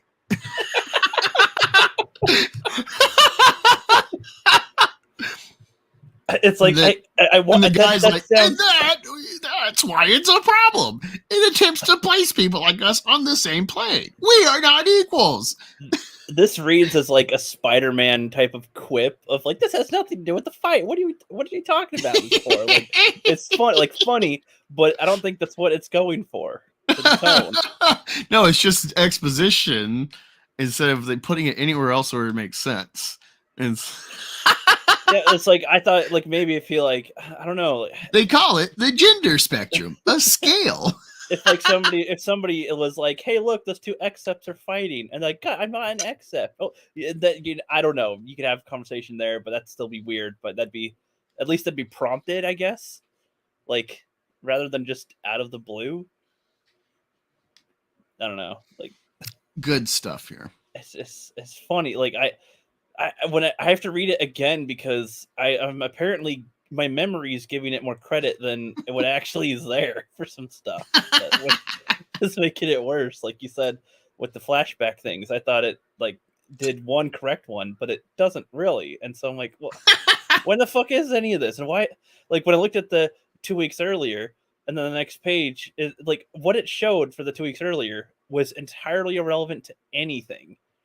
That doesn't help. It doesn't help build the world or anything. You could get the same information through whatever you're telling in the rest of the story. But it's like, why? Because we're talking about the Incredibles, how like that starts in the past and then sets up for how it's going to be in the present. But it like that is directly there. If you don't have that part, then what you're seeing doesn't mean as much. Like when they're in their heyday, as you said. Like, yeah, I feel like my review is going to be like really big, just like what I have to like to really detail why I think this sucks, and all sorts of different examples. Me being a comic nos that I could pull from, on top of comic related films. Like, okay, that's one of those weird tricky ones. Ricky is like, I could put the Marvel animated stuff like Planet Hulk. And I think I got another one like Hulk versus where it's Wolverine and Thor. Versus Wolverine and then versus Thor. Right, it's a 2-pack. That could go in kids section, but because it's like superhero, I just put in superhero. But I put it after like the MCU. But it's still like the Marvel part of superheroes of super. Okay. Yeah. But like Incredibles is Pixar, so that just goes in the Pixar section. Right. So that's where it can get like, where do I put it? And continuity, if you will. Sure. There's a flow. Indeed, for sure. But yeah, good times. Yeah, I'm going to be reading a lot of different comic books as well as ISOM. So like, actually, well, yeah, continue. But let me. Yeah. Sure. Like you want me to review ISOM like right away, but like I kind of almost want to read a few other comics first and then see how they compare, and then see like other references I can maybe pull for examples of writing choices or something potentially instead of just Cyberfrog. Yeah, I'm trying to figure out how to save this to my. Save the dream.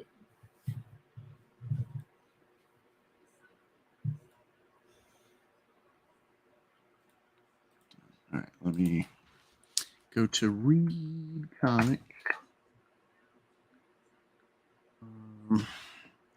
Godzilla. I'm going to show you this comic, Ricky.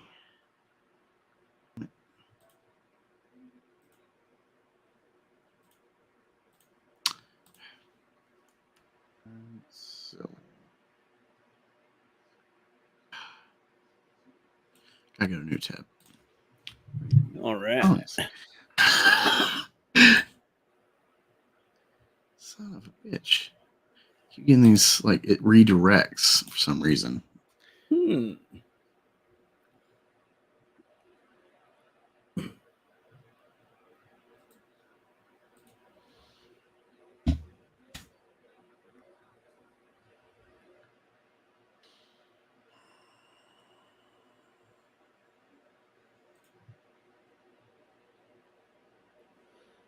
What are you looking for?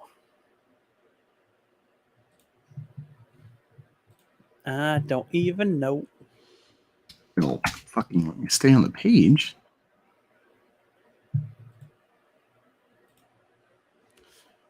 And so.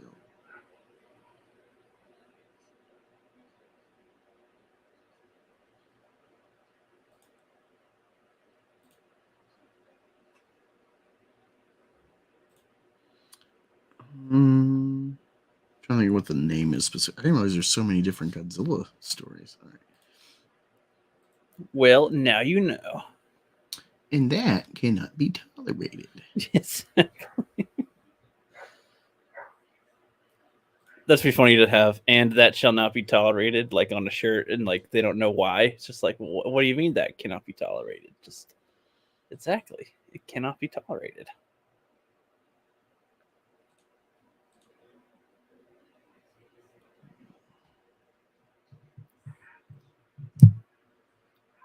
Oh, Shahizzle. Oh my god, this is so fucking annoying. After you show that, I think I'm gonna have to. Right, no, this is annoying. Yep. That's when you get a feel for the story. Perhaps.